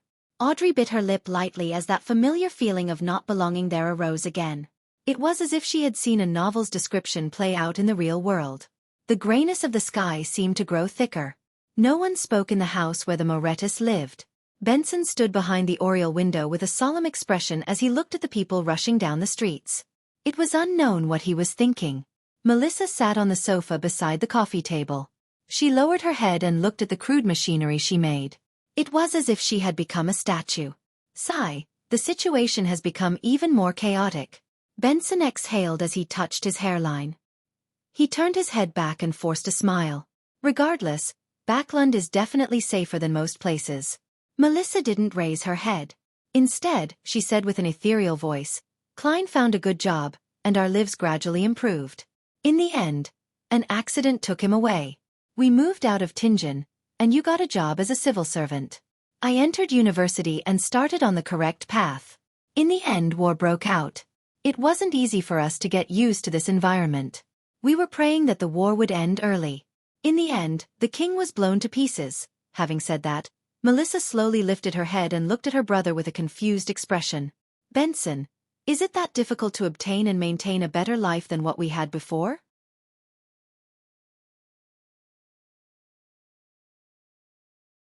Chapter 1155 Walking in the Dark Backlund. East Borough. Furs, who had just returned from the land of ice and snow, was wrapped in thick layers of clothing. She looked at the burning charcoal stove in front of her as if she had fallen into a terrible environment again. She couldn't help but shiver a few times. George III is already dead. The things that happened before will definitely come to an end. Perhaps we can move out of this place and head to North Borough or Hillston Borough. The houses there have fireplaces. Zio sat on a chair opposite her and similarly stared at the warm furnace. She replied with a slightly confused expression. Let's wait another week or two. To be honest, I still can't believe that George III was killed so easily. I didn't have time to do anything. This bounty hunter, who had become a judge, sounded disappointed, confused, and puzzled. It felt as though she had lost her motivation in life. Furs temporarily forgot about the damage caused by the cold as she consoled her. I don't think that this was done by Gairman Sparrow. It was done by those people who used Charmaine. They were the only ones investigating the secret motives of George III. Your actions have contributed to his death to a certain degree. It's as if you had exacted your revenge in an indirect manner. There shouldn't be any more surveillance or suppressive measures placed against your family. You can try to start a new life. If you have the chance, you might be able to use proper channels to make an appeal for your father. Upon hearing the last few sentences, Zio raised her head. Yes, the situation is getting more and more chaotic now. I'm worried that they'll be affected by the war. Furs, do you think it's safer to be in Backlund? Or in an ordinary city that isn't near the borders? First thought for a few seconds and shook her head calmly. I don't know. She added, I plan to ask Mr. World. He must have a better grasp of the overall situation. Do you still remember? He warned us beforehand that something would happen around George III, and to avoid approaching him. In addition, Furs also wanted to ask where the next stop of her travels would be so that she could make preparations early. Yes. Zio nodded instinctively. Furs flipped through the newspaper she supported with her knees, and she drank the coffee she had left. Then, she slowly got up and entered the room inside. She prayed to Mr. Fool in a low voice, asking him to pass her questions to the world Gammon Sparrow. In the forsaken land of the gods, near the giant king's court. Without being parasitized at a deeper level, Klein followed Amon to the foot of the mountain. In the frozen dusk, they circled to the front of the mythical land. Although Amon had given him a chance to escape, he wasn't in a hurry to do so. This was because he knew very well that Amon had the strength and level of at least a sequence 2. He was an angel in the truest sense of the word, an entity he couldn't fight head-on. Besides, a marauder was known as an error, a loophole, a bug. Its powers were very strange, making it impossible to guard against. Klein believed that whatever normal means he could come up with to save himself would be ineffective. I can only stay patient and wait for an opportunity that can be used. During this process, I have to keep making attempts to observe Amon's response. Yes, I still have to take note of a problem. I can't believe anything Amon says. He has already retrieved the worm of time and removed my parasitized state. At least, in terms of my condition, he isn't lying, but this might not be the whole truth. I can't rule out the possibility that he has left a worm of time lurking in my body. He might take control of my body at a critical moment. As these thoughts surfaced in Klein's mind, he chatted with Amon, asking about Dark Angel Sasra. However, he saw that nearby, in the distance, the dusk was fading away as darkness blanketed the area. Lightning bolts that snarled from time to time lit up half the sky. They had arrived at the boundary of the giant king's court and were about to leave the mythical kingdom. Once I'm in the darkness, I'll either evaporate into thin air or encounter a sudden terrifying monster attack. With a thought, Klein pretended not to know anything as he continued proceeding forward. He went from the orange dusk and into the deep darkness. At this moment, Amon in his black classic robe and pointed hat, accompanied with a monocle, reached out his hand and pulled back a lantern covered in thin animal hide. Inside the lantern, a candle made of some unknown oil emitted a faint yellow light and a slightly pungent smell. Carry it. Amon threw the lantern at Klein. Klein caught the lantern and fell silent. A few seconds later he probed. Where did you get this from? At that moment, Klein imagined that Amon had summoned a projection from the historical void. Amon pinched the crystal monocle and said with a smile, I stole it from the human camp up ahead. Oh, that's the City of Silver's afternoon town camp. It was stolen. Klein's eyelids twitched. He didn't ask further as he carried the lantern into the endless darkness. The dim yellow light was like an invisible defensive barrier as it quickly spread out, creating a warm zone in the dark night. At this moment, the lightning in the sky kept flashing. The gap between them was rather long, and there was almost no thunder. It occasionally boomed. According to the general knowledge he had learned from Little Sun, this was nighttime in the forsaken land of the gods. It was the most dangerous period. As he proceeded forward, he first used the faceless powers which had undergone a qualitative change. Together with creeping hunger, he adjusted his eye structure to adapt to this special environment. Following that, he used his spiritual perception to survey his surroundings. He felt that, in the darkness, there were many eyes staring at him, with creatures of indescribable shapes hidden. However, every time the lightning lit up and shone brightly, there was nothing. He wasn't worried at all about the serious backlash from using creeping hunger while not feeding it. From his point of view, there were only two outcomes. One was that creeping hunger attempted to devour him, but had its thoughts stolen away by Amon. The second was that creeping hunger successfully devoured him, the wearer, allowing him to be resurrected, thus escaping from his current predicament. The latter was something he was looking forward to, while the former didn't offer any losses, other than leaving creeping hunger somewhat perplexed. After proceeding forward for a while, he saw the City of Silver's afternoon town camp that was built using an abandoned building. Beyond those boulders and walls that were formed by stone pillars, the bonfire quietly burned and illuminated most of the areas inside, making them completely different from the outside world. The members of the City of Silver's exploration team were either patrolling or watching the area under the light's illumination to prevent any accidents. One of them was a Dawn Paladin who was nearly 3 meters tall. He was standing at the top of a stronghold and looking into the distance, wary of the monsters hidden in the darkness. Suddenly, he saw a faint yellow flame coming from afar in the darkness. This Dawn Paladin's pupils dilated as his heart raced. Apart from newborns and children who had yet to receive education, everyone in the City of Silver knew that this land had been forsaken by God. No one else would use fire in the darkness to create light. Even monsters who were good at controlling flames would be hidden in a dark environment before they attacked. As for the other humans, all the cities that the City of Silver had discovered to date had already been destroyed and turned to ruins. There were no survivors. The only outsider they had seen to date was the strange little boy Jack. And at that moment, a flame appeared in the depths of the darkness, one that was constantly moving. What does this mean? The Dawn Paladin who was standing in the stronghold couldn't think of anything at that moment. He could only feel his body trembling slightly. The dim yellow light slowly approached from afar. It passed by the campsite and headed beyond Afternoon Town. Vaguely, the Dawn Knight saw two silhouettes that belonged to humans. They walked deep into the darkness, and their silhouettes were strangely illuminated by the light. Holding what looked like a lantern, they slowly left the camp and disappeared into the endless darkness. At some point in time, the Dawn Paladin was already holding his breath until the faint yellow light was completely gone. There are other humans? No, they can't be humans. The Dawn Paladin's eyes narrowed as he carefully turned around to inform the elder of the 6-member council presiding over this camp. At this moment, he discovered that one of the lanterns hanging on a stone pillar was missing. This Dawn Paladin's body stiffened as cold sweat broke out on his forehead. As he walked away from Afternoon Town, Klein endured the stares of numerous pairs of eyes in the depths of the darkness. He secretly made use of the powers of a scholar of yore, as well as his connection with Sapphira Castle, to sense the grayish-white fog that was interwoven through history. He had succeeded. This proved that the forsaken land of the gods wasn't isolated from Sapphira Castle.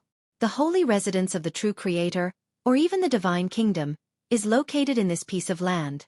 If I were to trigger Sapphira Castle and create an anomaly, would it cause him to cast his gaze over and clash with Amon? He is a true god. I don't have extravagant hopes in escaping in the chaos, but I can seize the opportunity to commit suicide when he is dealing with Amon. With a thought, Klein wanted to make Sapphira Castle quake slightly. In the next second this thought disappeared.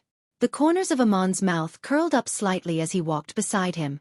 The hanged man has no interest in Sapphira Castle. Of course, his rationality might not be constant. Klein didn't have extravagant hopes that his impulsive thought could truly succeed. He mainly wanted to test Amon's reaction and see what his response was. At that moment, he didn't feel depressed, nor did he hide his curiosity in asking a question. The hanged man is referring to the sequence 0 of the Shepherd Pathway? Amon nodded slightly and said, "That's right. This symbolizes degeneration. Of course, if you want to explain it in a positive light, that is sacrifice and responsibility." Klein thought for a moment before probing. "I thought this was a nickname you came up with. Just like Medici." Based on what he knew, the true creator was born because of Ro's redemption. It was very likely related to the death of the ancient sun god. Therefore, he wanted to know what kind of attitude Amon had towards this evil god, and whether it was the same as his brother. Amon nudged his monocle and chuckled. "I've always respected the gods.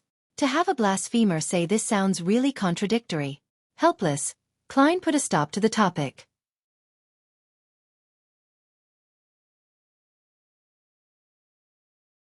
Chapter 1156. Thinking most of the areas in the forsaken land of the gods didn't have paths that one would consider normal, but it wasn't that difficult to walk through them.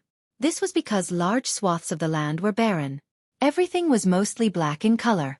On the moors, there were occasional sightings of plants that stubbornly grew. They were of a variety of strange shapes and distorted sizes. Klein had no way to tell what they originally were. Around them, in the areas that the lantern couldn't illuminate, the darkness seemed to have a life of its own. It seemed to move silently, as though it wanted to devour everything that they could blanket. As a scholar of yore, Klein just needed one glance from the corner of his eye to see the spirit body threads extending out from the darkness around him. They were illusory, dense, and countless. This meant that there were many monsters lurking in the darkness. These monsters were extremely silent. They stared at Amon, who was dressed as an ancient mage, as well as Klein, who looked like a present-day gentleman. Under the dim yellow light, they walked through the wilderness.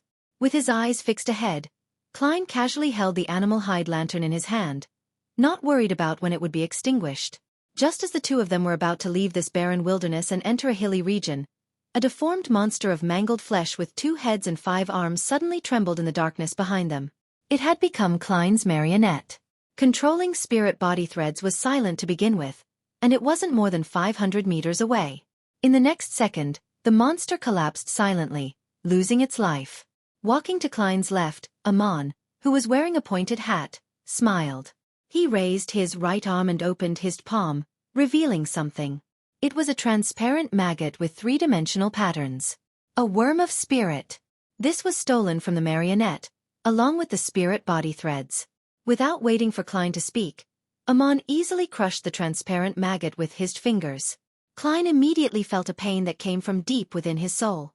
His head felt like it was about to split open. Thankfully, he had gotten used to this feeling from him repeated creating yesterday once more charms and control spirit bullets. He only grimaced without losing his composure. Amon maintained his smile and threw down his palm. "You're too reserved. You can be more daring." Having recovered from the pain, Klein raised his hand to rub his temples, feeling exhausted. Every worm of spirit was calling for him to rest. As he was being chased by Zeratul, the spirituality that he borrowed from his past self had been mostly expended. There was still the continuous traveling after that.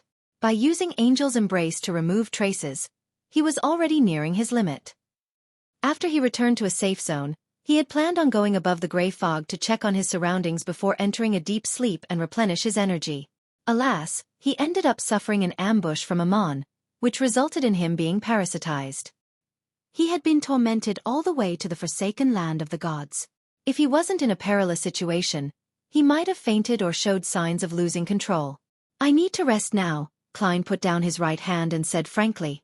He believed that Amon would satisfy his request, because the more he failed at escaping despite trying his best, the more he could satisfy this god of mischief's desire for entertainment. "All right." The monocled Amon's face turned slightly as he said while facing the hillside, "There's a resting place there. We'll arrive soon. Of course, I don't mind if you want to camp out in the wilderness. I just feel that you humans might prefer a place that gives you a sense of security." "Let's go there." Klein originally wanted to directly control the flame of the lantern to complete a flaming jump, but his drained spirituality stopped him. He could only follow Amon and rely on his feet to move forward. Along the way, with a mind of asking more questions, he said to Amon, "Why don't you steal the distance to immediately arrive at our destination?" Amon turned his head and glanced at Klein with his monocled right eye. The corners of his lips curled up slightly. "I'm not the one who wants to rest." Klein shut his mouth and quietly walked forward. After about 10 bolts of lightning flashes, Amon raised his hand and pointed diagonally ahead. "We're here." In the shadow of a hill less than 100 meters away, there were a few buildings that looked like half-steeples. More than 10 giant stone pillars protruded out from the ground, reaching only the height of Klein's knees. A few strands of wild grass grew out from the crevices. Their blade-like tips were dark red like blood. "There used to be people living here?" Klein rubbed his temples and asked. Nudging the monocle with his right index finger's second joint, Amon smiled and said, "This place used to be a very large city. When the cataclysm happened, the land cracked open and devoured the entire city, leaving behind only these structures to prove that it once existed." The destruction of civilization. This thought suddenly popped up in Klein's mind. He sped up his pace and arrived at the destination where there was strange wild grass. After entering a half-collapsed building, Klein instinctively looked around and observed the place. The grayish-white stone walls that had cracked open had murals that had been washed away by thousands of years. They were already indiscernible, and he could tell that the people in the city believed that entering heaven after death was an honor. After regulating his breathing, Klein threw away the animal hide lantern in his hand. Leaning against a thick stone pillar, he barely managed to imagine layers of spherical lights. He didn't care about the dangers of sleeping in such an environment. Let the danger come strike harder. Before he fell asleep, Klein shouted in his heart. The black-robed Amon glanced at him before casually sitting down beside him and snapping his fingers. The candle that was about to burn out in the lantern stopped melting, but the dim yellow light continued to spread. Despite only having fuel to last a few more minutes, it seemed to be able to last another few hours or even days. It was like an error that violated the laws of nature. After for an unknown period of time of feeling groggy, Klein finally recovered his energy and was woken up by Miss Magician's prayers.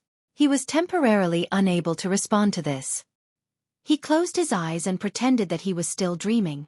Without being parasitized at a deeper level, I don't think Amon can monitor my thoughts.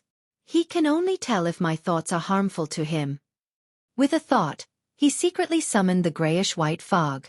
He had borrowed a state from his past self through the historical void, a state that wasn't directly meant for escaping. That was when Vin Rambus invaded his island of consciousness. This attempt wasn't stopped or stolen. Using this state, and the fact that he was able to maintain his lucidity in dreams and the mind world regardless of any intrusions, he split a portion of his self-awareness and stayed in the spiritual sky, calmly looking down at the island. He began to examine if there were any abnormalities in his mind and thoughts that were being parasitized. After a series of strict comparisons, he confirmed that there was nothing wrong with his mind world. In other words, even if there was still a worm of time in his body, it was still considered being parasitized at a superficial level. It was impossible to monitor his thoughts. After finding such a safe zone, Klein finally released his repressed thoughts and analyzed the current situation. He considered the subsequent methods for self-preservation. Amon is a god of mischief and also a god of deceit. It's impossible that he is playing this game purely for his entertainment. If he really wants to do that, he can definitely wait until he meets with his true body and steals my fate. He can attempt it after obtaining Sapphira Castle. That way, even if something unexpected happens, his main goal will also be achieved and he wouldn't suffer any losses. What is his goal behind this matter? If I can grasp the crux of the matter, I might be able to discover true freedom. Also, after he recited the luck enhancement ritual incantation in Mandarin, he actually didn't show any concern towards the special language, nor did he ask any questions. This totally doesn't match the sense of curiosity that he portrays. Did he deliberately use the word bug to probe me, so as to see what connections I'll make? But he didn't steal my thoughts. No, if all my ideas are disjointed from one another, I wouldn't be able to discover that they've been stolen. Klein recalled the situation back then, and he used the logical connections between his thoughts to confirm that he hadn't had his thoughts stolen. This made him confirm one thing.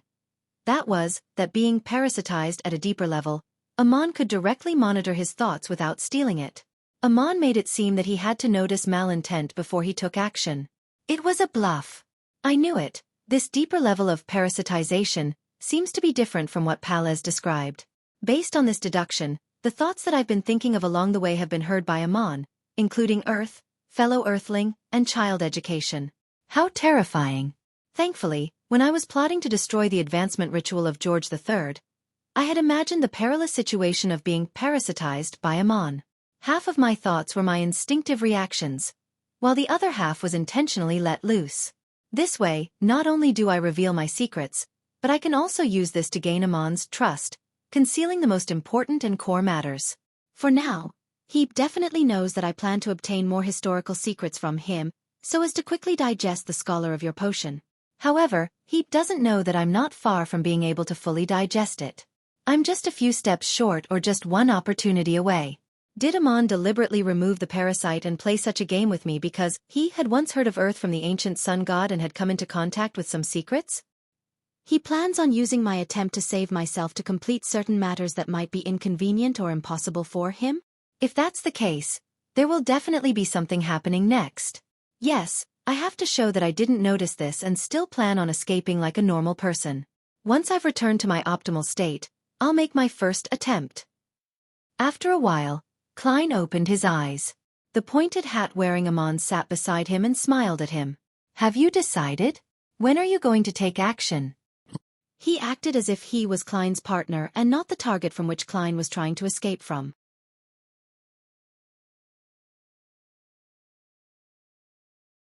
Chapter 1157. Poise. Klein pressed down on the grayish-white wall and slowly sat up straight. He smiled and shook his head. Before I fill my stomach, my brain refuses to work. He was speaking the truth, and also a lie. This was because, before becoming a complete mythical creature, a saint would still be hungry and thirsty. But to a Sequence 3 demigod, not eating or drinking for half a month wasn't a problem. As for a whole mythical creature, eating was only a hobby, not a necessity. What he wanted to express was that, before he officially made attempts at escaping, he needed to be in optimal condition. The habit of a magician, Amon commented with a smile. I'm not in charge of providing food, but you can think of a solution yourself. Looking at the lantern on the ground, Klein thought for a few seconds before reaching out his right hand into the air. A not-so-tall coffee table immediately appeared in front of him. It was an item from the residence belonging to Dwayne Dantes. Under the dim yellow light, Klein reached out once again to summon a beautifully packaged box from the historical void. Inside the box was a set of cutlery, including a knife, fork, and cup. The reason why he chose this item was because he couldn't form a set of cutlery by individually summoning them. He could only maintain 3 images from the historical void at the same time. After setting up the cutlery in a leisure manner, Klein politely turned his head to the side and nodded at the pointed hat wearing Amon. Following that, he summoned a medium well-done steak covered in black pepper sauce. It landed on the porcelain plate, emitting some steam. With him slicing the steak with a knife, he revealed the remaining edge of the pink protein. Klein forked a piece of beef and stuffed it into his mouth.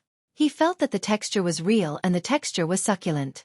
It wasn't fake at all, as it really calmed the anxiety of his stomach. For 15 minutes, not only will I not feel hungry, but I will also receive real provisions.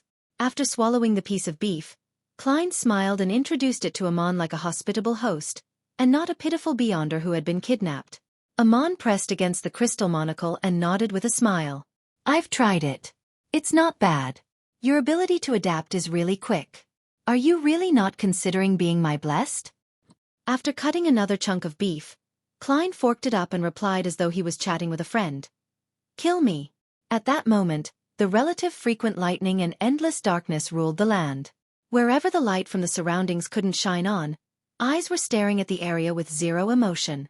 The twisted, dark red grass gently swayed in the occasional breeze. In the half-collapsed building, the dim yellow light painted the artistic coffee table and the exquisite cutlery with warm colors. The aroma of the steak wafted in the air, not showing any contrast with the outside world that was continuously connected to it. Under the gaze of the terrifying monsters in the depths of the darkness, Klein enjoyed a sumptuous meal in a refined and poised manner in the desolate land that was soaked in extreme terror. After finishing his steak, he summoned a small glass of iced wine from Mager Manor and drank it in one gulp. Following that, cream soup, pan-fried cod, tender lamb stew with peas, baked potato skins, and all sorts of grape wines were summoned one after another before entering Klein's stomach.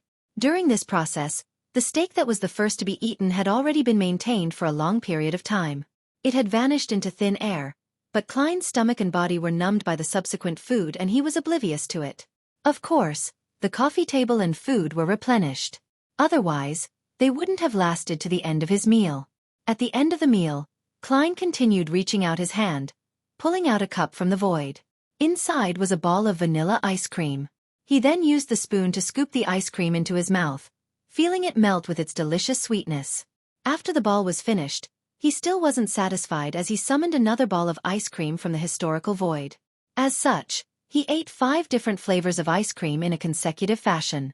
When Klein reached out his hand for the 6th time, Amon, who was sitting on his side, suddenly laughed. Your fate has had an abnormal change. You're lucky enough. Is this your preparation? Klein's right hand immediately froze in midair. His pupils seemed to dilate to a certain extent. Almost at the same time, in the darkness around them, where the lanterns couldn't shine, strange creatures twitched and instantly became Klein's marionette. This time, Klein sent out 100 worms of spirit in one go, hoping that one of them would be lucky enough to avoid Amon's theft. Right on the heels of that, behind the coffee table, a figure wearing a black coat and no hat was replaced with a disgusting vampire covered in pus. The artistic coffee table and exquisite cutlery shattered like glass that had been smashed to the ground. Countless cracks appeared and shattered. They quickly returned to the historical void, just in case it affected Klein's subsequent summoning attempts. In the next second, the 100 marionettes, along with the Klein, who had hidden somewhere, reached out to grab at the void. He attempted to avoid Amon's interference with quantity. At that moment, they were all scholars of yore. This was the ability of bizarro sorcerers, the source of the qualitative change of a seer. Of course, the chances of success of each marionette summoning was independent, so there was no influence each had with the other. At that moment, the projection that Klein was summoning was the projection of Rionette Tynker, who had recovered to her peak state in the Tudor ruins. Due to the contract in charms, she was the easiest angel projection he could summon from the historical void. Amon was still sitting leisurely in his spot. His monocle emitted a faint glow as he watched the 101 Klein summon at the same time. With his right hands reaching out in an orderly manner before being retracted, none of his 100 marionettes succeeded. He didn't drag Rionette Tynker out of the void. At that moment, Amon raised his right hand and also grabbed ahead of him. His arm sank slightly, and he casually pulled it back. Outside the half-collapsed building, a huge cloth doll that was as huge as a castle appeared. It was wearing a dark and complicated long dress, bound by vines. Ancient Bane Rionette Tynker. Amon had stolen the historical image that was summoned by Klein. Rionette Tynker's red eyes immediately reflected the figures of Klein's 100 marionettes. Without a sound, the marionettes, that were either disguised with Klein's appearance or in the state of a monster, emitted a faint glow, turning into homed mountain goats, white rabbits, and other different animals. Transformation curse. Klein's actual body had long disappeared. Then, he walked out of the flames that rose up from the animal hide lantern. He looked at the various animals that might be considered his and suddenly sat down and chuckled. Taking a stroll after a meal effectively improves one's health. He didn't mention anything about his attempt to escape, as if nothing had happened. Amon maintained his relaxed posture and nodded cooperatively. I've read quite a number of books written by humans. There are indeed such opinions among them. With that said, he raised his hand and pointed at the projection of Rionette Tynker. This is your messenger? This was something that could be easily confirmed, so Klein didn't hide it. He tersely acknowledged and nodded. What a pity. Amon sized up Rionette Tynker's projection and shook his head with a TSK. As he felt the food in his stomach disappear, Klein asked, What's the matter? I should bring you to Backlund to wait for a few more days. That way, I can wait for your messenger to deliver a letter to you. Then, she will become my messenger. Amon nudged his monocle on his right eye and said with a smile, snatching an angel messenger. That will be very challenging and fun, isn't it? Life needs some fun, excitement, and anticipation. I share the same thoughts, Klein replied sincerely. What a pity. The hatted Amon shook his head again. Eve Might is someone I need to be careful about. If we stayed there any longer, even I wouldn't have any idea what would happen. As he spoke, this angel of time dispelled the historical void projection of Rionette Tynker, allowing her to vanish in front of Klein. You seem to be very wary of the goddess? Klein pretended to be a devout believer of the Evernight goddess. Of course, he didn't need to don a disguise. He was still a blessed of Evernight. Amon's gaze shifted to the lantern inside the half-collapsed building and looked at the dim yellow light. I'm unable to steal things that I'm curious about from a concealed state. I can't decipher what other arrangements she might have and what, the key thing to take note of are. To a king of angels of the Marauder pathway, there was sufficient reason to be apprehensive. Taking advantage of the opportunity while Amon was answering his question, Klein suddenly recited the honorific name of the Evernight goddess in Jotun. You are the Eve Might goddess who stands higher than the cosmos and more eternal than eternity. Just as he said that, his thoughts were lost. If he hadn't had such plans previously, he wouldn't have known that he had made such an attempt. Amon turned to look at him and said with a smile, Are you trying to sound me out, believing that I'll also repeat your words after stealing your thoughts and words?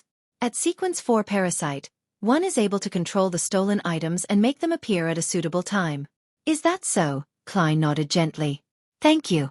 As he spoke, Klein quickly summarized his experience and lessons of his escape attempt. Because the existence of the contract and their subordinative relationship, summoning Miss Messenger is the easiest amongst all the angels I know. Summoning the ice cream from the past can establish a subtle connection with he who represents fate, and allow me to be blessed with luck. Yes, every ball of ice cream represents a portion of my luck. I originally planned on summoning ice cream as a cover to secretly summon the snake of fate. In the future, the summoning had to be done with a certain degree of interference. Otherwise, Amon would be able to directly steal the historical void image I summon. It would only be giving him a helper after going through so much effort. Just as his thoughts raced, Amon pointed at the bunch of animals that had been cursed by the transformation curse, and he said with a slightly evil smile, "Aren't you worried that there won't be any suitable food in the forsaken land of the gods? There it is, as long as we don't dispel the curse, they're real animals." Klein was stunned as he suddenly looked at the goats and the white rabbits. With him willing them, the animals looked at him simultaneously. In a sense, they were all himself. After all, they were combinations of worms of spirit and monsters before being hit by the curse.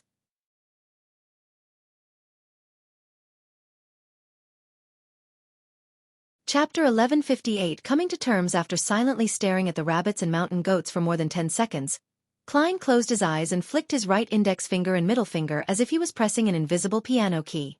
A third of the marionette collapsed, losing the feeling of being alive. Klein's expression immediately warped, as though he had been struck 33 times by a giant sword. The familiar and extreme pain he felt swept through his spirit body, causing light-colored meat tendrils to sprout on his body. Every sprout seemed to be forming a transparent maggot. This was the backlash from killing 33 worms of spirit. After taking nearly 15 minutes to recover, Klein made his second attempt at letting the other third of his marionettes die. The same pain, the same time to rest, and the same actions were repeated again. Finally, he completely finished off this batch of cursed marionettes. He couldn't handle it all at once because the damage caused by the death of 100 worms of spirit was enough to make him lose control. And being cursed meant that he couldn't directly solve the problem by retrieving the characteristics. Of course, this was the standard of a scholar of yore who had just advanced recently.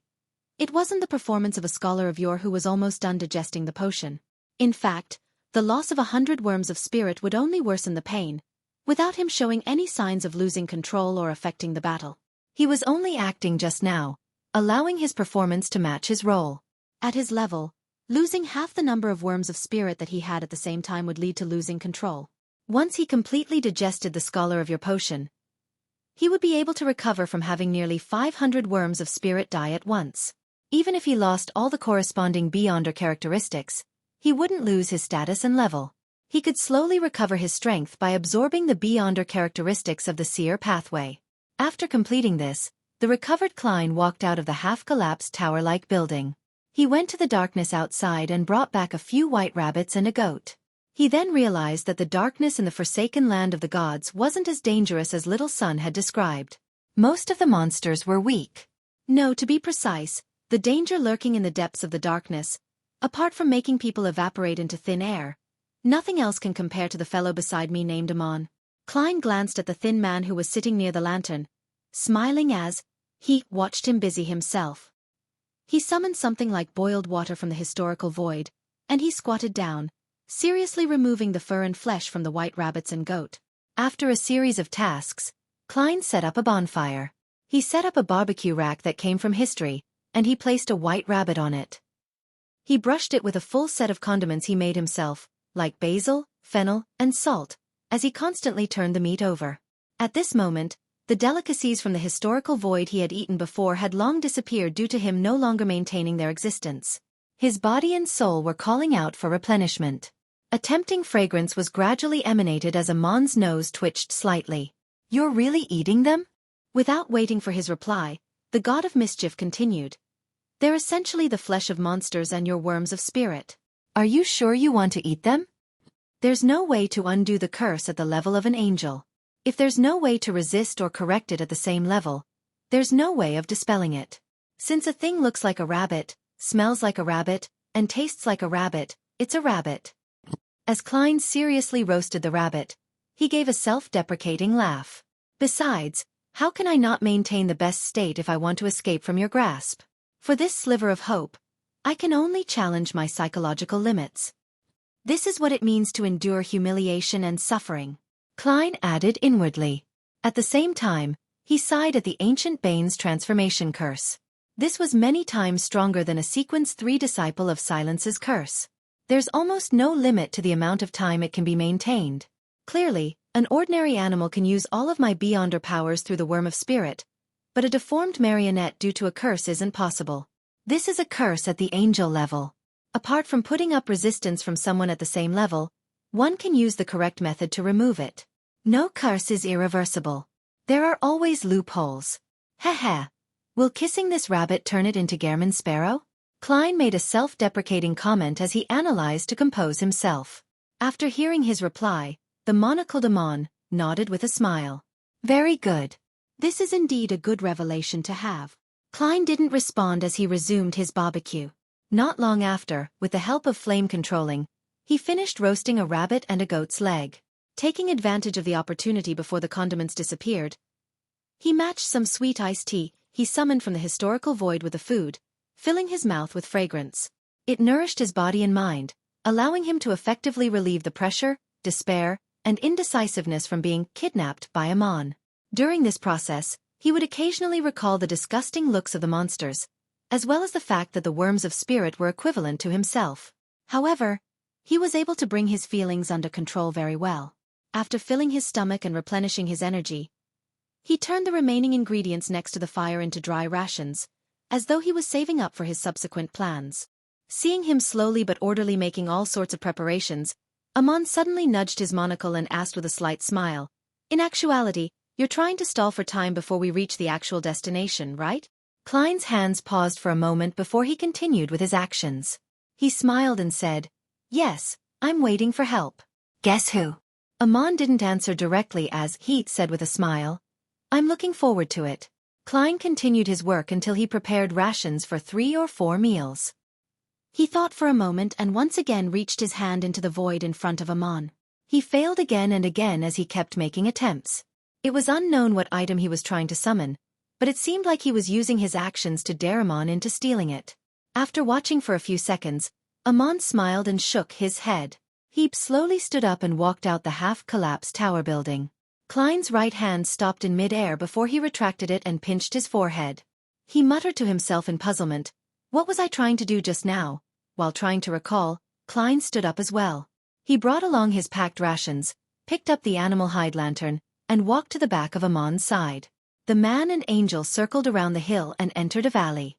The water was sloshing in the river, but when the dim yellow light shone at it, or when the lightning in the sky lit up the area, Klein realized that there was no water in the riverbed. The sounds he had heard earlier had also disappeared. A river that has been transferred into a concealed state? After some deliberation, he raised a question to Amon. "That's right. It will only appear in darkness void of light," Amon replied with a slight nod, unfazed with the question. "Can I drink it?" Klein pressed. Amon smiled and said, "Sure." This was once one of the water sources of a city that had persisted for 1,600 years in the darkness. As long as you can bring the water away from the riverbed, they can appear in places with light. Your next move is to suggest that I bring the lantern to wait by the side while you hydrate yourself in the darkness? And then, take this opportunity to transform into a concealed state? Klein smiled awkwardly. How could I use such a simple method? Hearing that, Amon laughed and stroked his monocle. Sometimes, the simplest plan is the most effective. You can give it a try. With regards to the words of this peerless swindler, Klein couldn't believe it, nor did he dare to believe it. He was afraid that the other party was using reverse psychology with the truth. He could only put the matter of the water aside and ask, in the forsaken land of the gods, how many human gathering points, like the City of Silver, have yet to be destroyed? Amon looked ahead and said without changing his expression, "The ones I know don't exceed 10. In this aspect, the City of Silver is lucky. At least they can see and have the ability to touch the light. This means that the City of Silver is very close to the giant king's court, the door leading out of the forsaken land of the gods. There's no need to risk death to reach it. As for the other cities, no matter how steadfast they are in the darkness, no matter how many exploration teams they send out, it will all be futile. There's no way to find the exit? Indeed, from this angle, the City of Silver is unfortunate, and also lucky. This is purely dependent on the reference point." Klein held the lantern as he proceeded along the bank and began coming up with his second attempt at escaping. Amon walked beside him, occasionally providing him with ideas that seemed reliable but had unknown actual results. He appeared to be suffering from schizophrenia, trying his best to destroy his true body's hopes in obtaining Sapphira Castle. On the other side of the giant king's court, in the City of Silver. After receiving the chief summoning call, Derek Berg brought the unshadowed crucifix to the top of the spire and entered a spacious room. There was a mysterious and complicated altar set up here. Different items were placed in different spots, a total of 6 items, each of them emanating a dangerous aura. With a glance, Derek saw an ordinary silver flute, a mask made from a skull, and the remains of a deformed person. You have the unshadowed crucifix. You can stay here for 15 minutes, but you can't exceed that time. Otherwise, you will suffer a sudden death. Colin Iliad wore a linen shirt and a brown coat as he exhorted Derek. Derek's spiritual perception was triggered as he asked, "Your Excellency, is this because of that twilight mask?" His right hand pointed at the mask made from a skull. "Yes." Colin nodded slightly and said, "I've already prepared the remains of 6 powerful creatures. These were all hunted by myself, or with me as the main force." Derek was immediately enlightened. "You still lack the blessings of a deity?" Colin instantly fell silent. After nearly 10 seconds, he opened his mouth and slowly said yes. After some hesitation and struggles, he finally chose the fool. At least those mushrooms had given the city of Silver hope. Derek suppressed his joy and thought back to the interactions at the Tarot Club. He raised a question in puzzlement. Why didn't you let those 2 god-level sealed artifacts give you their blessings? He remembered that subsidiary gods, or angels, could satisfy the requirements of the ritual. It wasn't the case that only a sequence 0 true deity could provide blessings. After all, a Silver Knight was only a sequence 3. Colin fell silent again and hesitated for a few seconds before saying, "They won't give blessing." You're tuning in to the Xueqi's Martial Arts Saga YouTube channel. Don't forget to subscribe and join us on this journey to catch the most captivating stories.